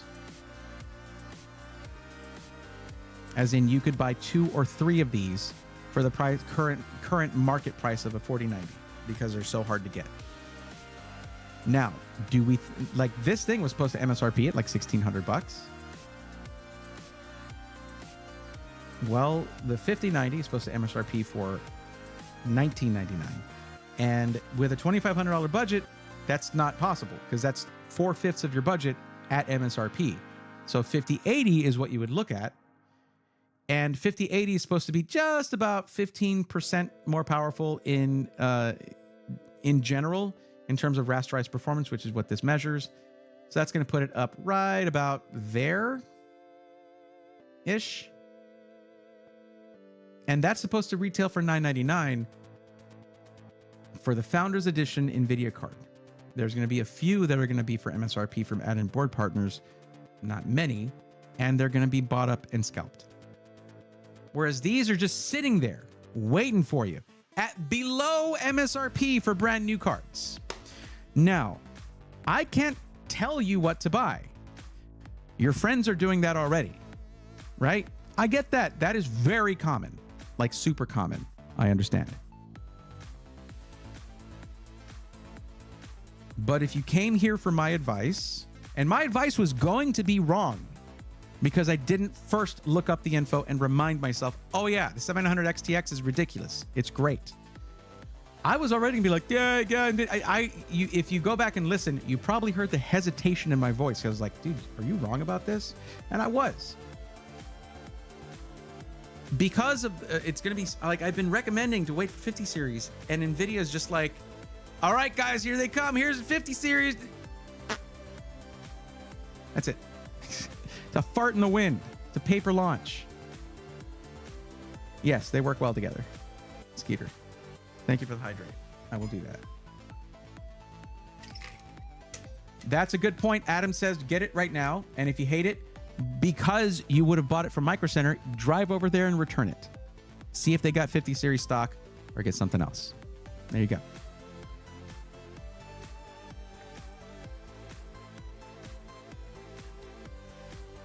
Now, this is a gaming benchmark. And even with new stuff launching, you can't be mad about getting AMD's absolute top-of-the-line GPU at less than MSRP. 15% less than MSRP. Because its MSRP was $999 as well, like the 4080 Super.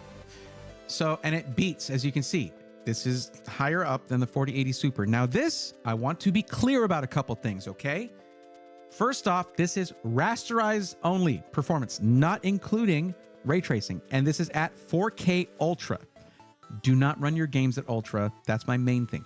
I have a 4090 and I don't run my games at Ultra, okay? Because it's a waste of system resources for only a little bit better looking graphics. Stay at high, medium high, whatever. Don't bump up to Ultra. It's a waste of system resources, power and heat and all of that. But when you turn on ray tracing, NVIDIA is going to do a little better. They are, or a lot better, depending on the game. So just know that you can just not turn on ray tracing and the pre-rendered lighting and shaders and all that stuff is going to look great. It's going to look good. Okay. because games are designed to not to only to work on these cards. Games are developed to work on these cards. Okay, not at 4K. But they're designed to work on the lowest hardware possible so that more people can buy their games. It's going to run awesome on here. I'm going to tell you something, and this, I actually, TJ from Alexander PCs, I mentioned this to him in conversation. It was conversational. I wasn't like, hey, guess what I said on stream? But he told me to put this on a t-shirt, okay? But I'm going to tell you something that is important here, because I'm showing you a lot of charts and all that kind of stuff. When it comes to something like video editing, yes, charts matter, because if you're in a professional position there, you're trying to do things professionally, then yeah, charts can matter. They can mean a big deal, okay? But when it comes to gaming, the only benchmark that actually matters is enjoyment. Whether you're having a good time or not. Because guess what? If you're not having a good time because it's running slowly or it's getting all these graphical glitches or whatever, that is a low benchmark right there. And if you're having a great time, you don't need to do any better. You don't need to spend more. You're good. Now, to be clear, when we looked at those charts from Puget Bench, the rendering graphics, like when you're trying to render graphics, like doing effects and things like that, yeah, the 4090 is going to beat out the 7900 XTX. But in like every other function, when I'm editing, I just care about being able to scroll the timeline, cut stuff, move stuff over, and then do playback. That's my main thing. Rendering graphics is something, if it's going to take a while or something, I'll just get up and walk away. Just bam, hit render, walk away. So really, when I'm in a flow state, being able to scroll the timeline, scrub the timeline, cut, move, do all that stuff, that's when it has to be fast. And apparently this thing is wicked fast at that in DaVinci Resolve. So there, I said, oh yeah, but that thing that I said that TJ told me I need to put on a t-shirt, which was like, enjoyment is the only benchmark that matters. Content creation, streaming, and gaming, yes. Anyway, let's get back to it. So that's going to be my recommendation. But guess what? You want something else? You can wait for it, grab it, do whatever, buy it, do whatever you want. This is just a recommended PC build for you, okay? Now, because I'm also not going to recommend AMD. Well, AMD here. Well, maybe. Let's actually look at this again. Why are you leaving the builder today? Because you're here.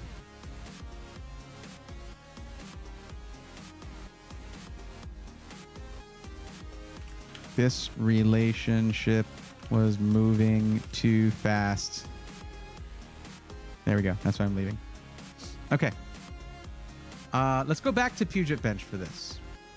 Did I close it? Is that what I did? Or is it?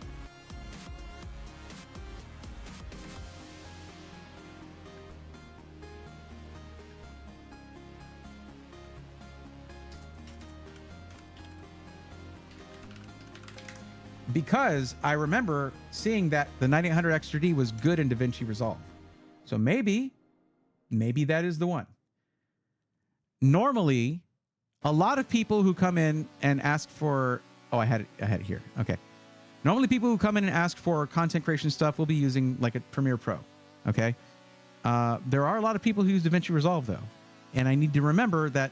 Okay, quick sync, yada yada. No, that's not the priority here because they're not using Adobe Premiere Pro. Now in Premiere Pro, the 9800 X3D is down here. Core Ultra CPUs are up here, and it's what I would normally recommend for a content creation PC because of the core count and all that. But if we get to DaVinci Resolve, there it is. It's not bad. The Core Ultra CPUs do better. Yes, the Ultra 7 265K does better, but not by much at all. And but gaming is your third priority though. Remember that. Gaming is your lowest priority. And it's not just that you're going to be doing video editing if you're doing content creation. You're also going to be doing things like graphic design. You're going to be doing Photoshop for thumbnails or whatever application you use for thumbnails. You're going to be streaming as well. Extra cores can be helpful there. And the 265K has 20 cores, whereas the 9800 X3D has 8. But let's see if there's other charts for this. No, that's it. It's just that. It doesn't give us any extra charts to look through. What does it say? What is it benched on? What is it based on? 9700X and 9900X. At risk of repeating ourselves then, it is not worth it for only DaVinci Resolve, but it's not a bad performer if Resolve, if the CPU has better performance in other workflows you use. There you go. That's a good statement to make. So if you were just making a system just to do DaVinci Resolve, it would be one of these CPUs here at the top. But the 9800X3D can game and stream. 8 cores, 16 threads is plenty for streaming. When I did a streaming and gaming PC that was a custom PC where I picked the parts with Skytech, I picked a 9800X3D because they changed the way it's stacked. It's better for not just gaming, and it actually beats out its non-3D cache contemporary here, its brother here, by a solid amount of points. Like, that's a decent jump. So if you truly want that, I'll throw it in there. Just know that it is literally $200 more expensive than the 265K. It's the same price nearly as a Core Ultra 9 285K. 24-core CPU, the second highest performer in DaVinci Resolve.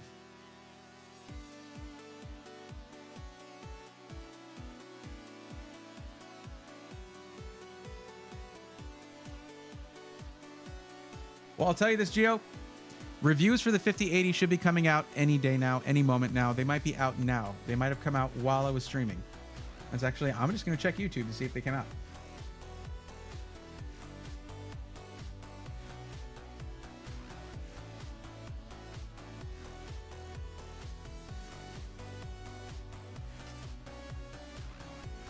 That's not what I meant to do. I have to put in the YouTube search bar.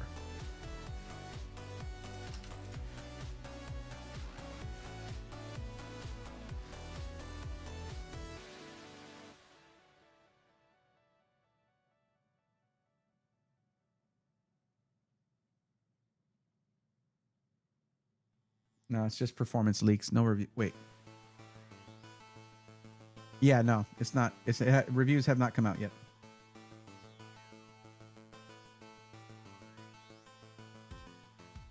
They're probably coming out tomorrow. Tomorrow's the 29th. So it's probably coming. They're probably coming out tomorrow.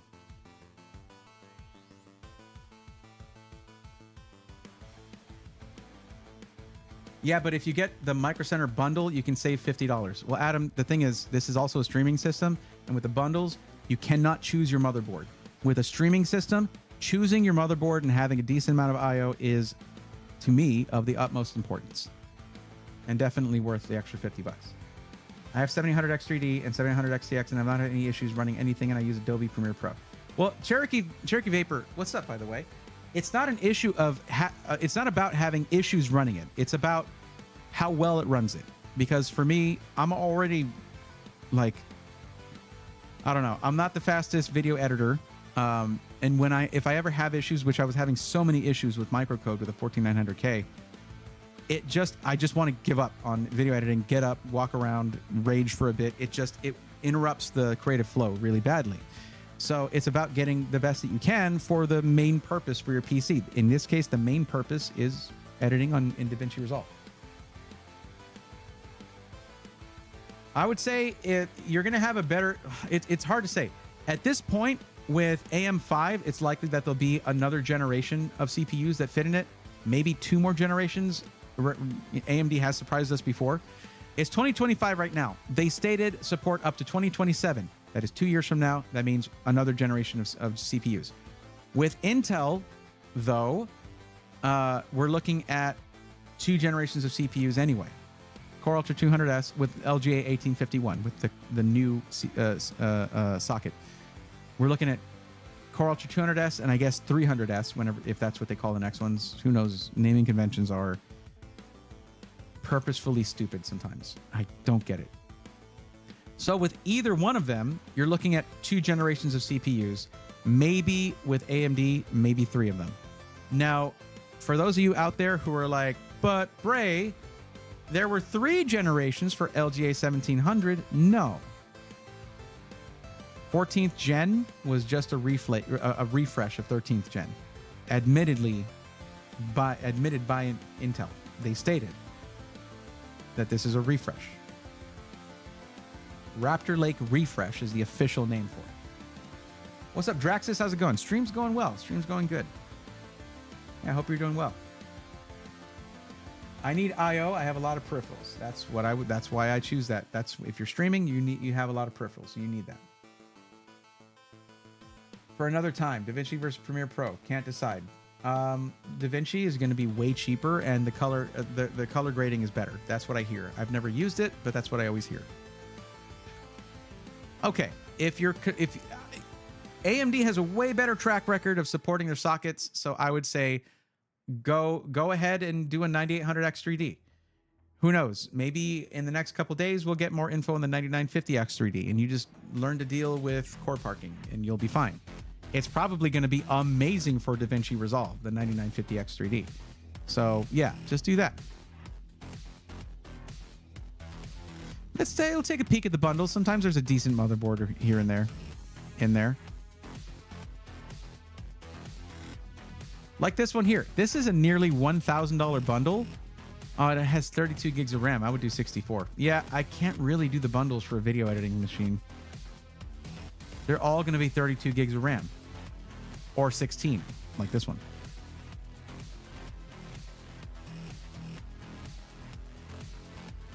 And it used to be Adam, that's who I'm talking to for this, because you mentioned the bundles. It used to be that you could get the bundle and then change one part out, and you would still have the discount on, like, say you change out the RAM. Well, you'd still get the bundle discount on the motherboard and CPU. They fixed that, unfortunately. It wasn't a feature, it was a bug. So now you just get the bundle or you don't. And I'm going to recommend 64 gigs of RAM and a motherboard with a ton of I/O. So that precludes the bundle for us, unfortunately. But yeah, there you go. 9800X3D at retail. It's better than buying it off of Amazon. Newegg is going to have the price inflated here as well. I'm just going to check it over here. Newegg's... No. Oh my God. I hate that. Stop that. Newegg always tries to dox me, so I'm not going to browse it on here. Newegg 9800X3D. Check this out.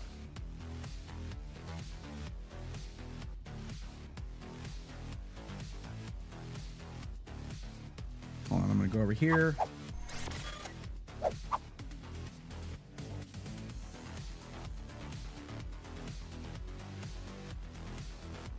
Well, it looks like it's not doing it now, but let's just do this.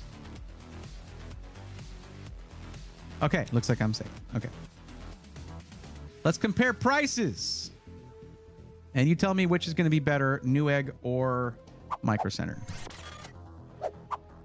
Micro Center, 9800X3D, $479.99. And Newegg, okay, it just disappeared apparently. $586. Oh, wait, is this sold by Newegg? Yes, sold by Newegg, shipped by Newegg. They are price gouging you. This isn't even a third-party seller. Newegg, you scumbags. Wait, this is a 9950X. What the hell? Bro, I chose a 9800X3D from the search. Okay, they're not scumbags, apparently. Searching on them sucks. They might not even have it in stock. 1 second. Sorry, Newegg, you're potentially not scumbags yet. Let's find out.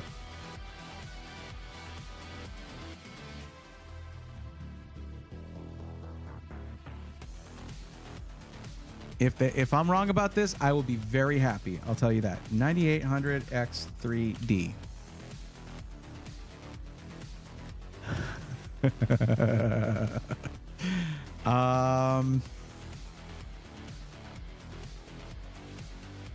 Yeah, okay, that tracks.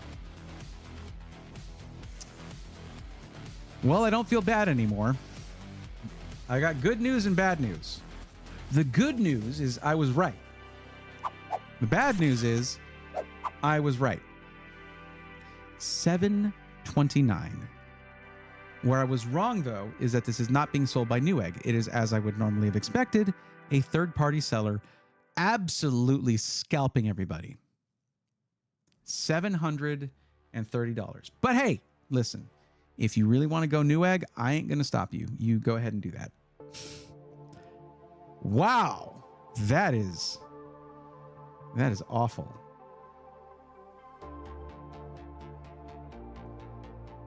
So Newegg in this case, they're only scumbags for allowing third-party resellers to scalp like that. They're not regulating them in any way. It's a free market economy, everybody. That's how that works.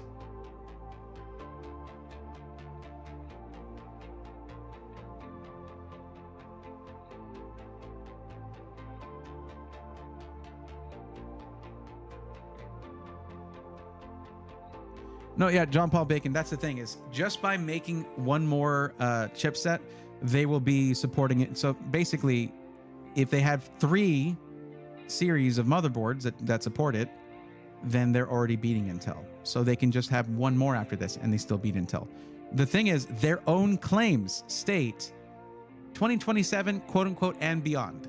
So thankfully, very nice of them. We have no idea. But yeah, they're typically way better than Intel. I'm just going to go ahead and say here, you're not going to spend an extra $300 on your CPU if I have anything to say about it. Good? Good. I think we've been on this for long enough. Sorry. Okay, what color of build are we doing on this? We're a black build, probably. That's what everybody's been at. Yep. Okay, there we go. All right, motherboard.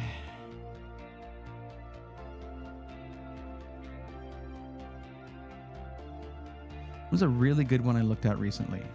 And while I should have taken notes on it, can't quite recall. Yo, there we go. What's that? What's that about?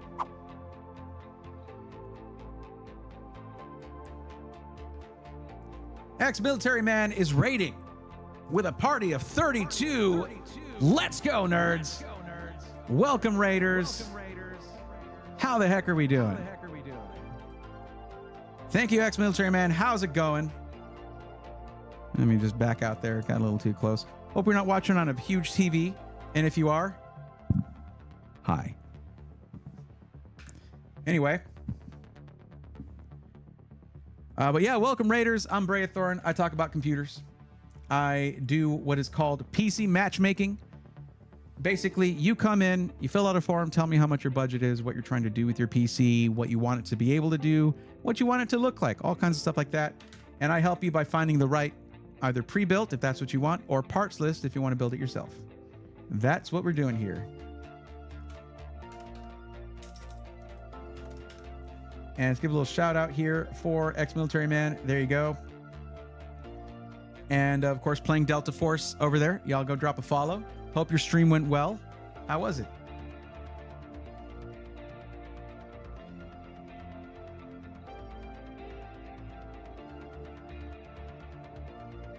Hope we're not losing Geodom because we are doing a build for them right now. So that's what I'm doing right now. They're doing a DIY build. So we're doing a parts list for their nearest Micro Center. And we discovered something very interesting here. So Micro Center's got the 9800X3D, very desirable CPU rather, very desirable CPU, top gaming CPU on the market. And it was at it's at Micro Center in stock, 25 plus in stock for $480, the MSRP.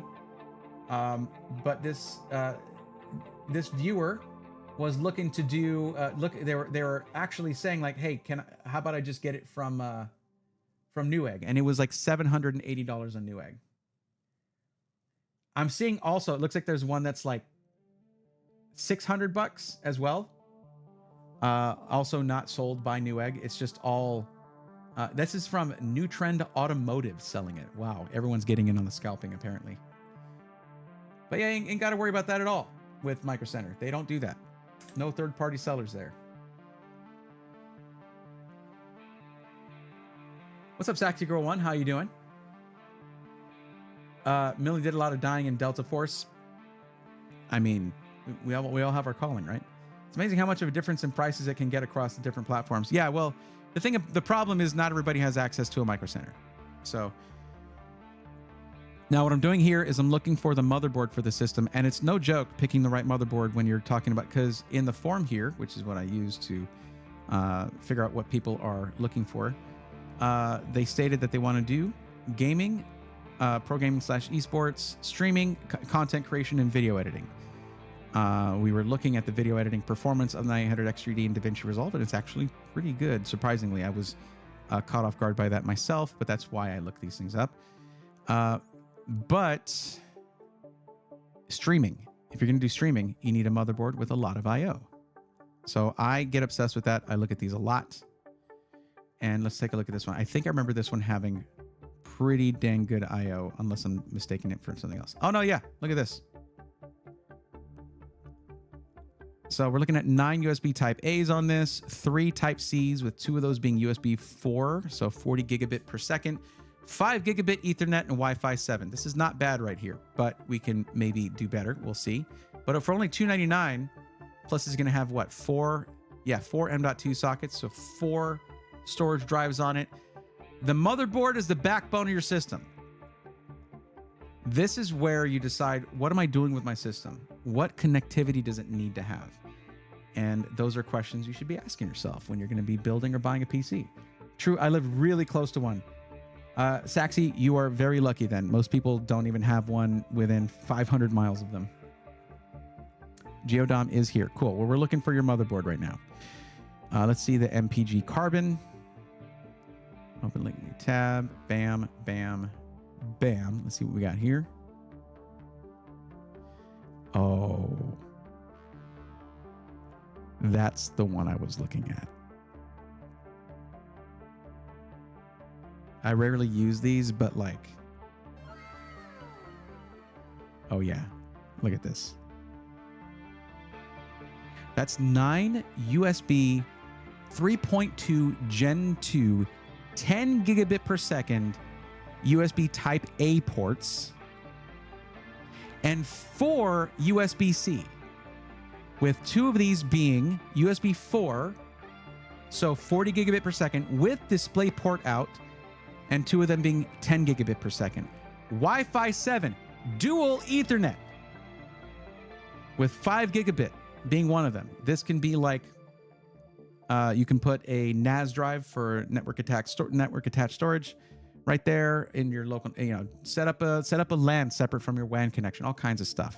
Okay. Yeah, that's nice. But what does this thing cost? $499. So it's literally $200 more. Let's get our storage options here. Okay, so that doesn't tell us much, but probably 4 M.2 sockets here. I can look at the spec sheet. 2 X16 slots here, probably X4, X1. So internal capture card, additional USB card for more USB connectivity if you need that. Like, check this out, chat. I show this a lot, but if you're newer here, stuff like this.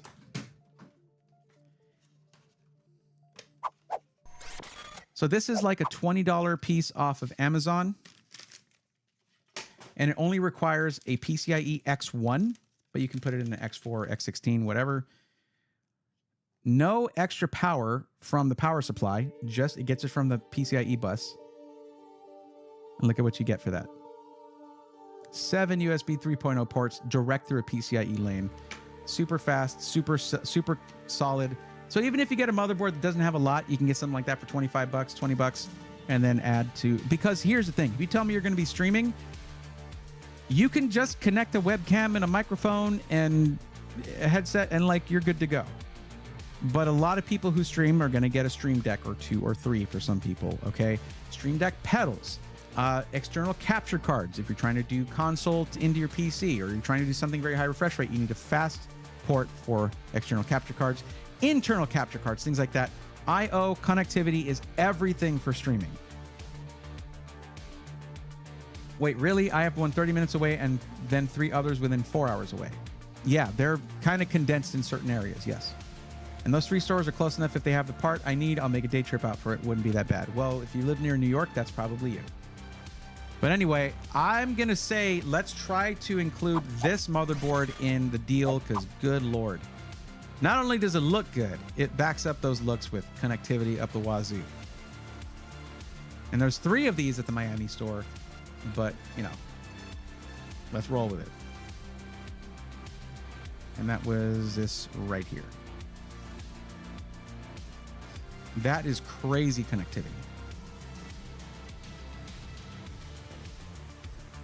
RAM, because of the video editing, we're going to go at least 64 gigs. Shouldn't be a problem. Memory capacity, 64, 2x32 right there.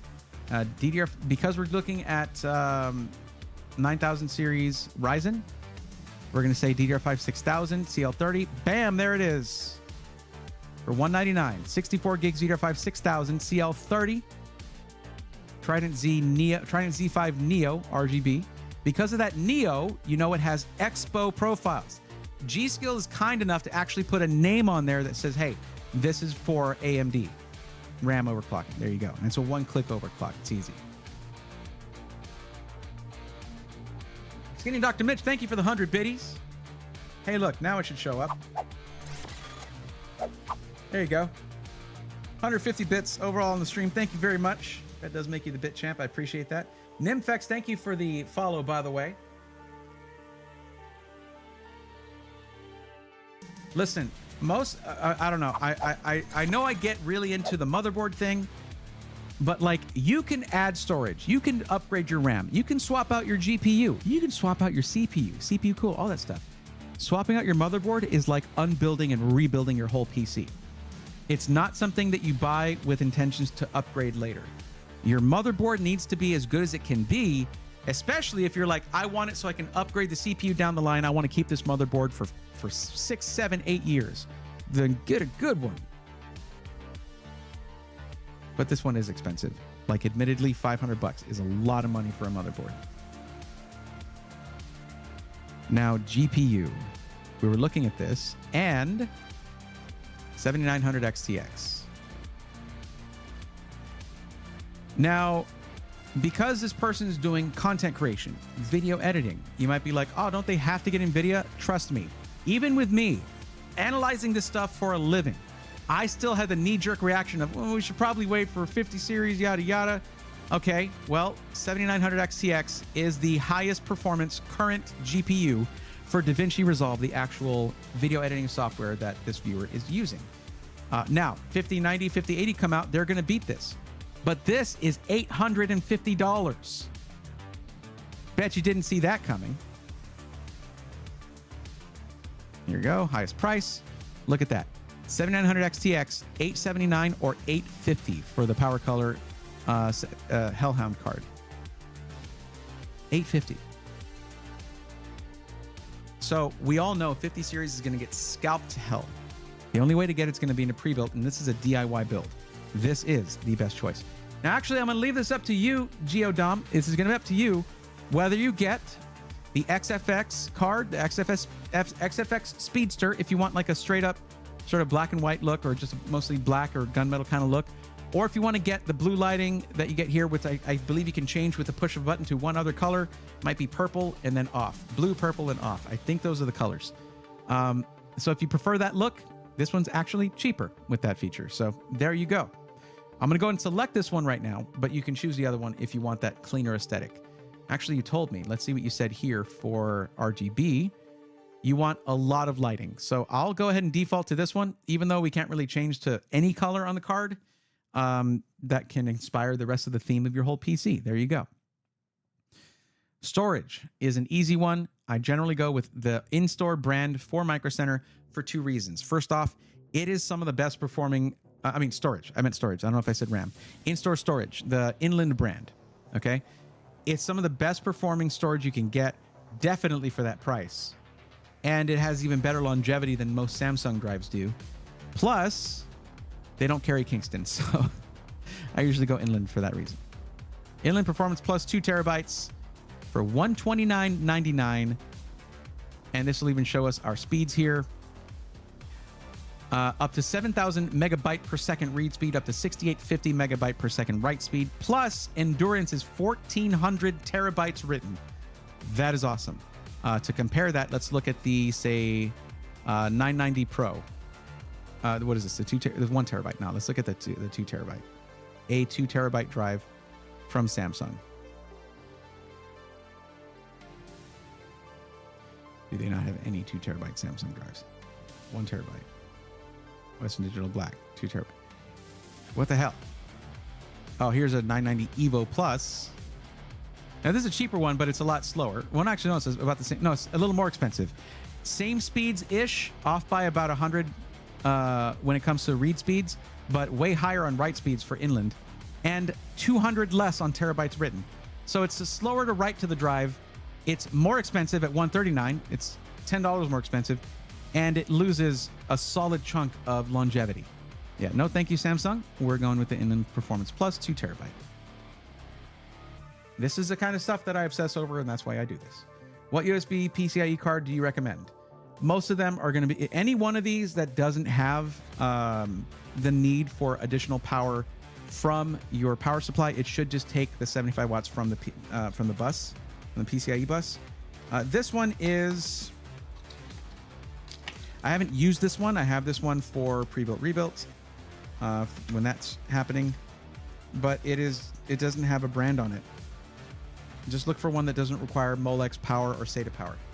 Most of them are going to be good. What do they have for white? I don't know what you mean. What do you mean for white? Like white GPUs? Nothing that I saw. That's in the range that we're looking for. They have a 4060 and a RX 6600 and a 4060 Ti and a 7800 RX 7800. That's it in white at the Miami store. Okay. Anyways, I'm taking a long time on this one. My apologies.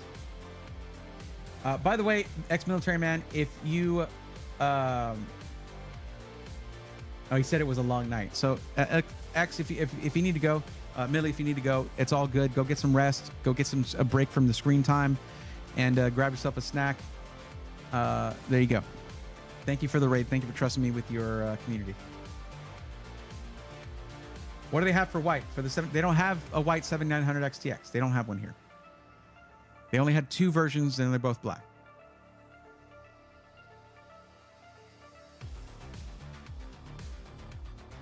Let's see here.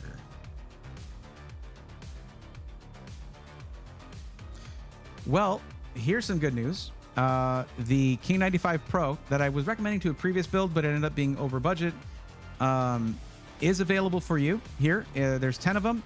This makes the build easy. It looks amazing. Like, legit, look at this thing. It's a really nice. Here, let's get a better view of that. It's an amazing looking case. You get side 140 millimeter reverse flow fans. So side intake, you get 3 reverse flow intake fans on the bottom that are 120 millimeters and 1 standard flow fan for exhaust on the back that's 120 millimeters. Plus, when you have your AIO on the top and you do exhaust through that, there you go. Bam, done.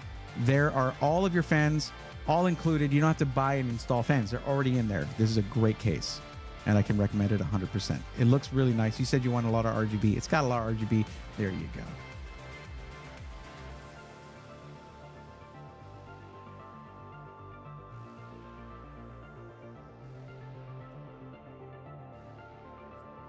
Oh, yeah, you're right, Law. I need to go to bed, too. Good night, everyone. You got it, Skeeter. Have a good one. Thank you for hanging out. Okay, so that's the case selected. Okay, go for Hellhound. Got the Hellhound. There you go. Simple Green, what's up? 850 with 24 gigs of memory versus 5080 with 16 for 1K, more raw power. Simple Green, if you think that people are going to be able to buy the 5080 for 1K, I got a bridge for sale you might be interested in. I'm just kidding. I mean, after a while, yes, people will be able to buy it for 1K. Probably there'll be some AIB cards that'll be at MSRP, but they're just going to get scalped like crazy. That motherboard comes close to making me want to change it from my ProArt X670E Creator Wi-Fi. I've been using ProArt motherboard for AMD since X470E up to now. The selection of ports that motherboard has been a major reason why I like the ProArts. My thing about ProArt is I think that they made some decisions that aren't great for streamers. They are great for content creation, yes, but sheer number of USB Type A ports I think is the most important thing when it comes to streaming. Personally, that's more out of my own experience and needs. I essentially have 2 setups here that I have to keep connected at all times, so I don't have to redo everything every time I want to do an unboxing. But that's not everybody's situation. I just want to make sure when it comes to volume of USB ports that you have, or number of USB ports you have, that you have more than you need. Because there's nothing worse than having to unplug something and being like, oh God, what does that go to? I don't care. I need to plug in my new blank. There you go. MSRP, yada, yada. Yeah. 9800 XTX is 7900 XTX rather. Yeah. there's not a 9800 XTX. They're not even using that naming convention anymore. 7800 XTX is a hell of a deal here, especially because for DaVinci Resolve, it's going to be a really good performer. Power supply, let's go 1000 watts at the minimum. What is all this? What is this nonsense? Watch this. Disable compatibility filter. Oh, there they are. Y'all killing me, man. Okay, let's look at 1000 to 1100 and 1200 to 1299. See what we get. Let's see. Superflower LED X3. This is a well-rated power supply right here. For 139, 1000 watts with ATX 3.1 compatibility, meaning the connection is not 12VH PWR. You're not using it, but it's 12V2x6, but also you'll have the connections you need for this GPU. Let's see. Or go Seasonic. Always a good choice. Seasonic is always really solid. Let's see here.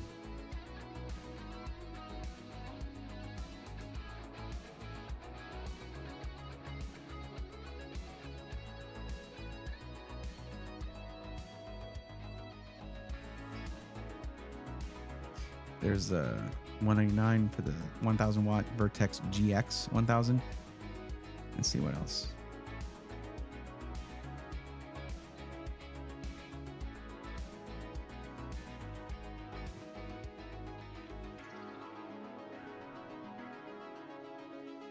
You know what? It is more, but let's go with the 1200 watts. It's better to have it and not need it than need it and not have it. And here's the thing about power supplies that I think some people misunderstand. When you get a 1200 watt power supply, you're not constantly pulling 1200 watts from the wall. Power is on demand from the system. So it's however much power the system requires is how much is delivered. So if you're idling, it's going to run it like 200 watts or something. If you're really putting your system under load, it might not ever hit 1200 watts. But you won't ever have to worry about anything like crazy transient power spikes or anything. Not that 7000 series Radeon is notorious for that. But you also should be able to run a 50 series card off of this with no problem if you ever swap out to that. There is one in stock though. So if they don't have this one, grab the Superflower one or a different Seasonic power supply that's 1000 watts or more.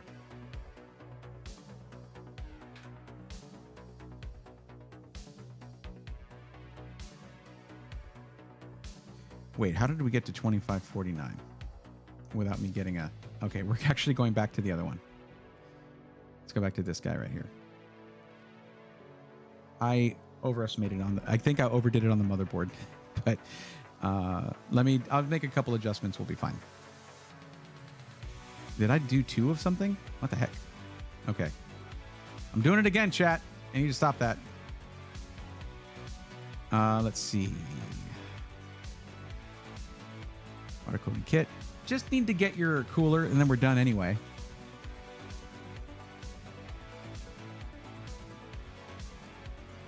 That motherboard is taking up quite a bit of that budget. It is, but it is one of the best I've seen for this generation. Absolutely. Okay, they only have the 240s on Montag. So instead, it's going to be Arctic. Probably. Damn, they're not doing great on coolers, are they?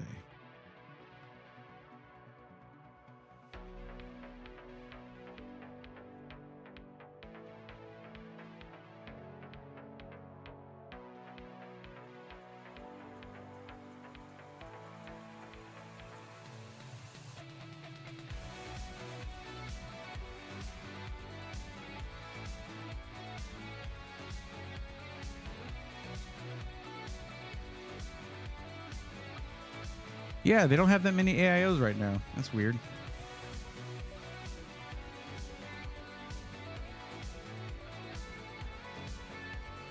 I wouldn't recommend a Corsair AIO unless you're getting everything Corsair in terms of fans, RGB, all that stuff. RAM, everything. Huh.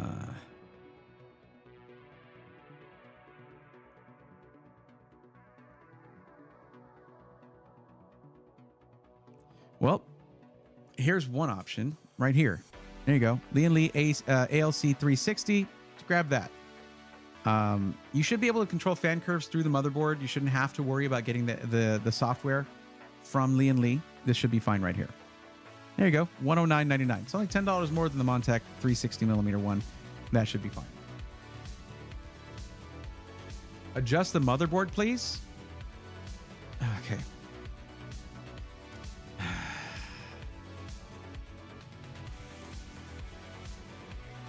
We're $70 over budget. You said your budget was $2,500. Okay.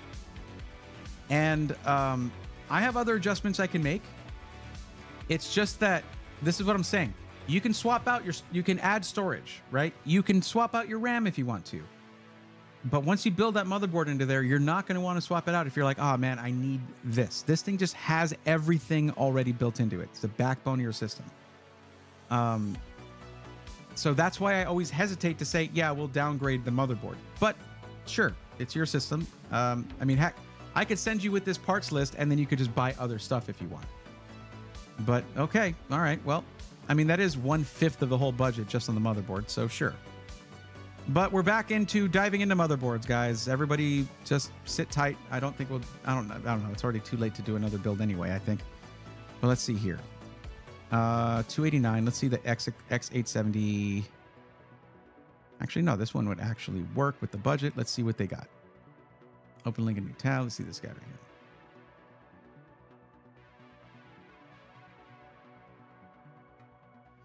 Well, it's definitely not as exciting on the IO, but that is actually fine, really, because here you actually have 9 Type A's as well, but only 2 Type C's, 2.5 gig Ethernet, and Wi-Fi, probably Wi-Fi 7 on this, because that's this generation. They're all getting Wi-Fi 7. Let's just keep looking a little longer here. Let's see what else we can find. It's just so funny because that is nobody gets excited about motherboards like I do. It's just like, yeah, I'm not spending that on a motherboard. I'm like, this is the heart of your system. Well, I like to say the power supply is the heart of your system, but whatever. Okay. I'm going to want to stick to X8. Oh, good. I can't choose. They don't let me choose. So I'm just going to go ahead and disable that. And then we're going to choose. So let's check this out, actually. Okay, I got you. I got you right here. This is the one I've recommended a million times, and I'll show you why. Look at this thing. This is $279.99. It is X670E, so it works just fine for your CPU. And look at the I/O on this. All right. Is it all black? No, but it is black and silver, so it looks great in either a black or a white build. Here's your motherboard. It is literally half the price, and it has more Type A ports, actually. It only has 1 Type C and only 2.5 gig Ethernet, but that's more than enough because most people don't even have 2.5 gig internet. But yeah, there you go. There's your board. Now, here's what I need you to do, okay? These, where you see the black plastic here instead of the blue or the red, that's where your mouse, your keyboard, your like wireless headset or your whatever, just the things that don't require a lot of bandwidth go there. But like your Elgato webcam, if that's what you use, goes here, or an external capture card that's really high bitrate, like 4K 60 or something like that, goes here. Understand what you're plugging in and where. These USB 2.0s are for your peripherals. Everything else is for the stuff that requires higher speeds. Good? Good. Still has 4 M.2 sockets on it. Done. All right. And now we are under 2,500. Quite a bit under 2,500. If you wanted to go for the higher end power supply, you totally can. But this is still, it's 1,000 watts. Superflower makes highly rated power supplies. In fact, they make a lot of other companies' power supplies for them too, actually. Plus ATX 3.1 if you ever switch to NVIDIA stuff. And it's only 140. So there you go. 80 plus gold rating, so nice and efficient on that. That's a completed build. We even have your cooler, everything. All right. Now here's what you're going to need to do, Geo. You're going to have to do 2 things. First off, when you buy these parts, you're going to need to get yourself a Windows license, whether you get it from retail. I mean, if you get it at retail, it's going to be like $120. If you get it from a company like my YouTube sponsor, VIP CDK Deals, if you look at any episode of SI Weekly, they're usually the sponsor of that. You can get Windows 11 Home Key for like $25, $20, an OEM key for that. So that's what I would probably go with. And the links are in the description of most of my SI Weekly videos, which there hasn't been one since November. It hasn't been very weekly lately, unfortunately. But, you know, stuff happens. Lost my editor. That's how that goes. So that's what I would do.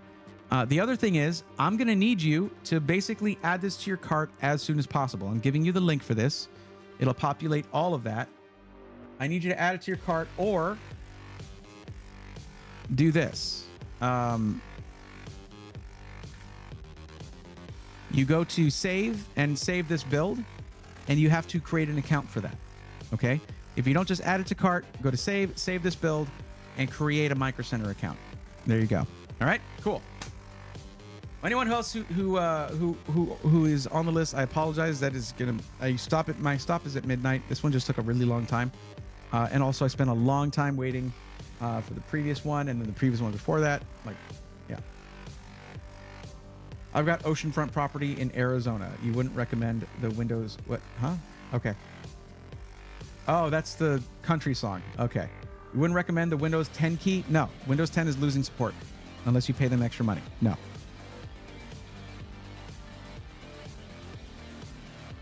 We can all cry about how Windows 10 was better. Well, when Microsoft doesn't want you to feel that way, they want you to use Windows 11, and they're going to force you to. So that's that.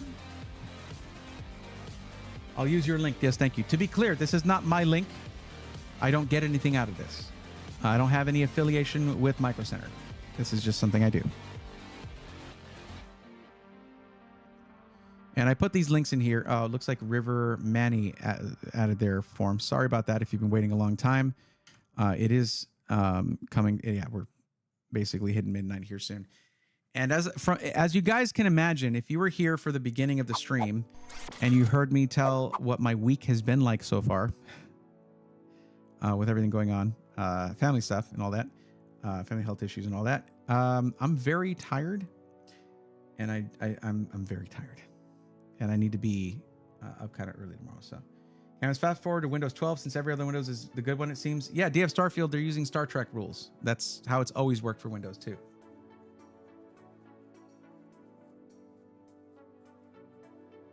And now we got all my exes live in Texas, says John Paul Bacon. Is that why you're hanging your hat in Tennessee? I think it's Tennessee. Anyway. Yeah, but it's cheaper, and the upgraded 11 is free. It's a few dollars cheaper. And Dr. Mitch, you got to understand, most of the people who are doing this, it's their first time. So I'm not trying to add any complexity to it. You know? Who knows if while doing the upgrade to Windows 11, some old registry crap and old stuff, old data from Windows 10 is unnecessarily kept around. I would just say do a clean Windows 11 install for anyone who's new to this, and for anybody, really. If it's a few dollars more, yeah. Like but it's cheaper and the upgrade is free. For experienced builders, they'll know that. They'll do that. They don't need me to tell them. And for those who are new to this, they shouldn't go that route. They should just do the clean install. Sorry, wrong song. Yeah, no problem. But yeah, I'm gonna call that one good. Geo, the thing is, I need you to add that to cart or save your build as soon as possible, because if I close that window, the build goes away. It's no longer there. So do that like right away. That's why I do it. Got you though. Yep.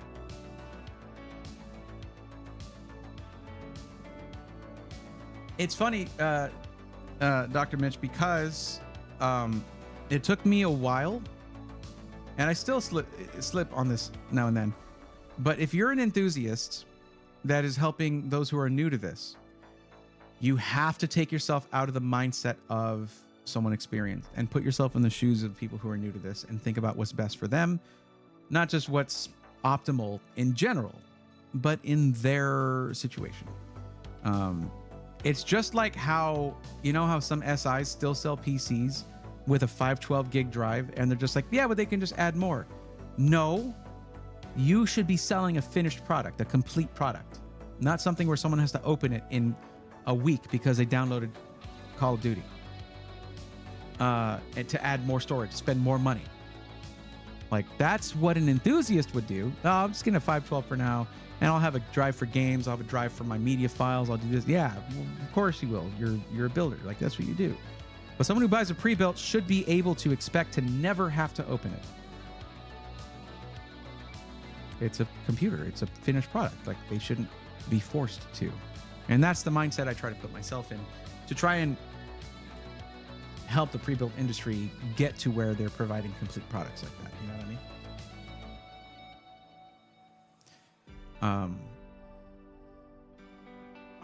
I think it's every time I mention, I'm going to be ending this. A lot of people take off. Guys, if you don't mind, stick around so I can raid somebody. I would appreciate that very much. I like doing that. It makes me happy. Geodom, I hope you have saved that build, because I'm going to be closing that window here in a minute. And boy, wouldn't that be a shame. You just got to let me know. Thank you, DF Starfield. I appreciate you, as always. And thank you again for that dono. It is much appreciated.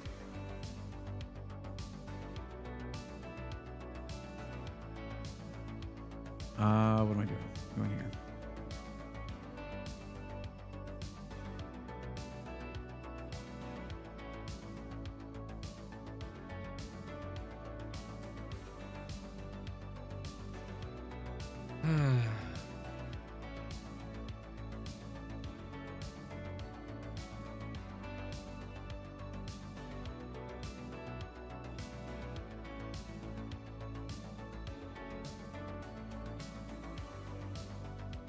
Also, Dr. Mitch, thank you for the bits. I appreciate that earlier. Thank you very much. Okay, so let's...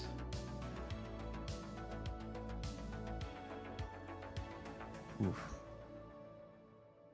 Yeah, I can't do that. Okay. Okay, we're going to raid my friend Bastion Blue Succubus, who is a Super Metroid speedrunner, and looks like they're doing live any percent speedruns. Let's go and show some support and see if we can distract them and ruin the run. I appreciate that. Thank you. Hefty, thank you for coming back in, dropping some hearts. Appreciate that. DJ Simple Green, thank you for switching over for the raid. I always appreciate that. And also something I never do that I need to do, I'm dropping the... I would prefer that you guys switch... If you're switching over for the raid, use my link in the description. That's always cool to do that, because then it means when we go in there, it's like Braithorn raiding with more viewers, and that makes it a little bit more hype. But if you want to just join after we raid, I'll drop the link direct to their page, so you can just jump over and say, hey, I came over from Braithorn stream. But yeah, we're going to start this here in a second. But of course, I will... Okay. Of course, I will be back on Thursday. Anyone who did not get help and still wants help, if you have filled out the form, awesome. If you have not yet filled out the form, please do so, and you'll keep your place in line. And we'll be back on Thursday, 8 p.m. Central Time.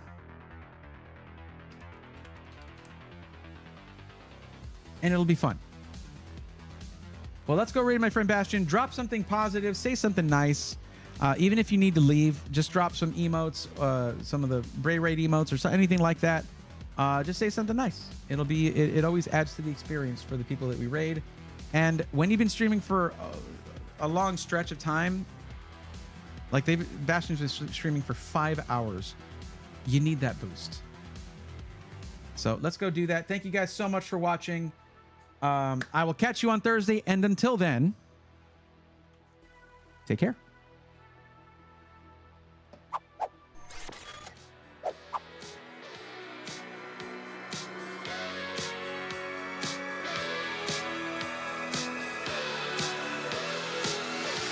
Let's go, nerds!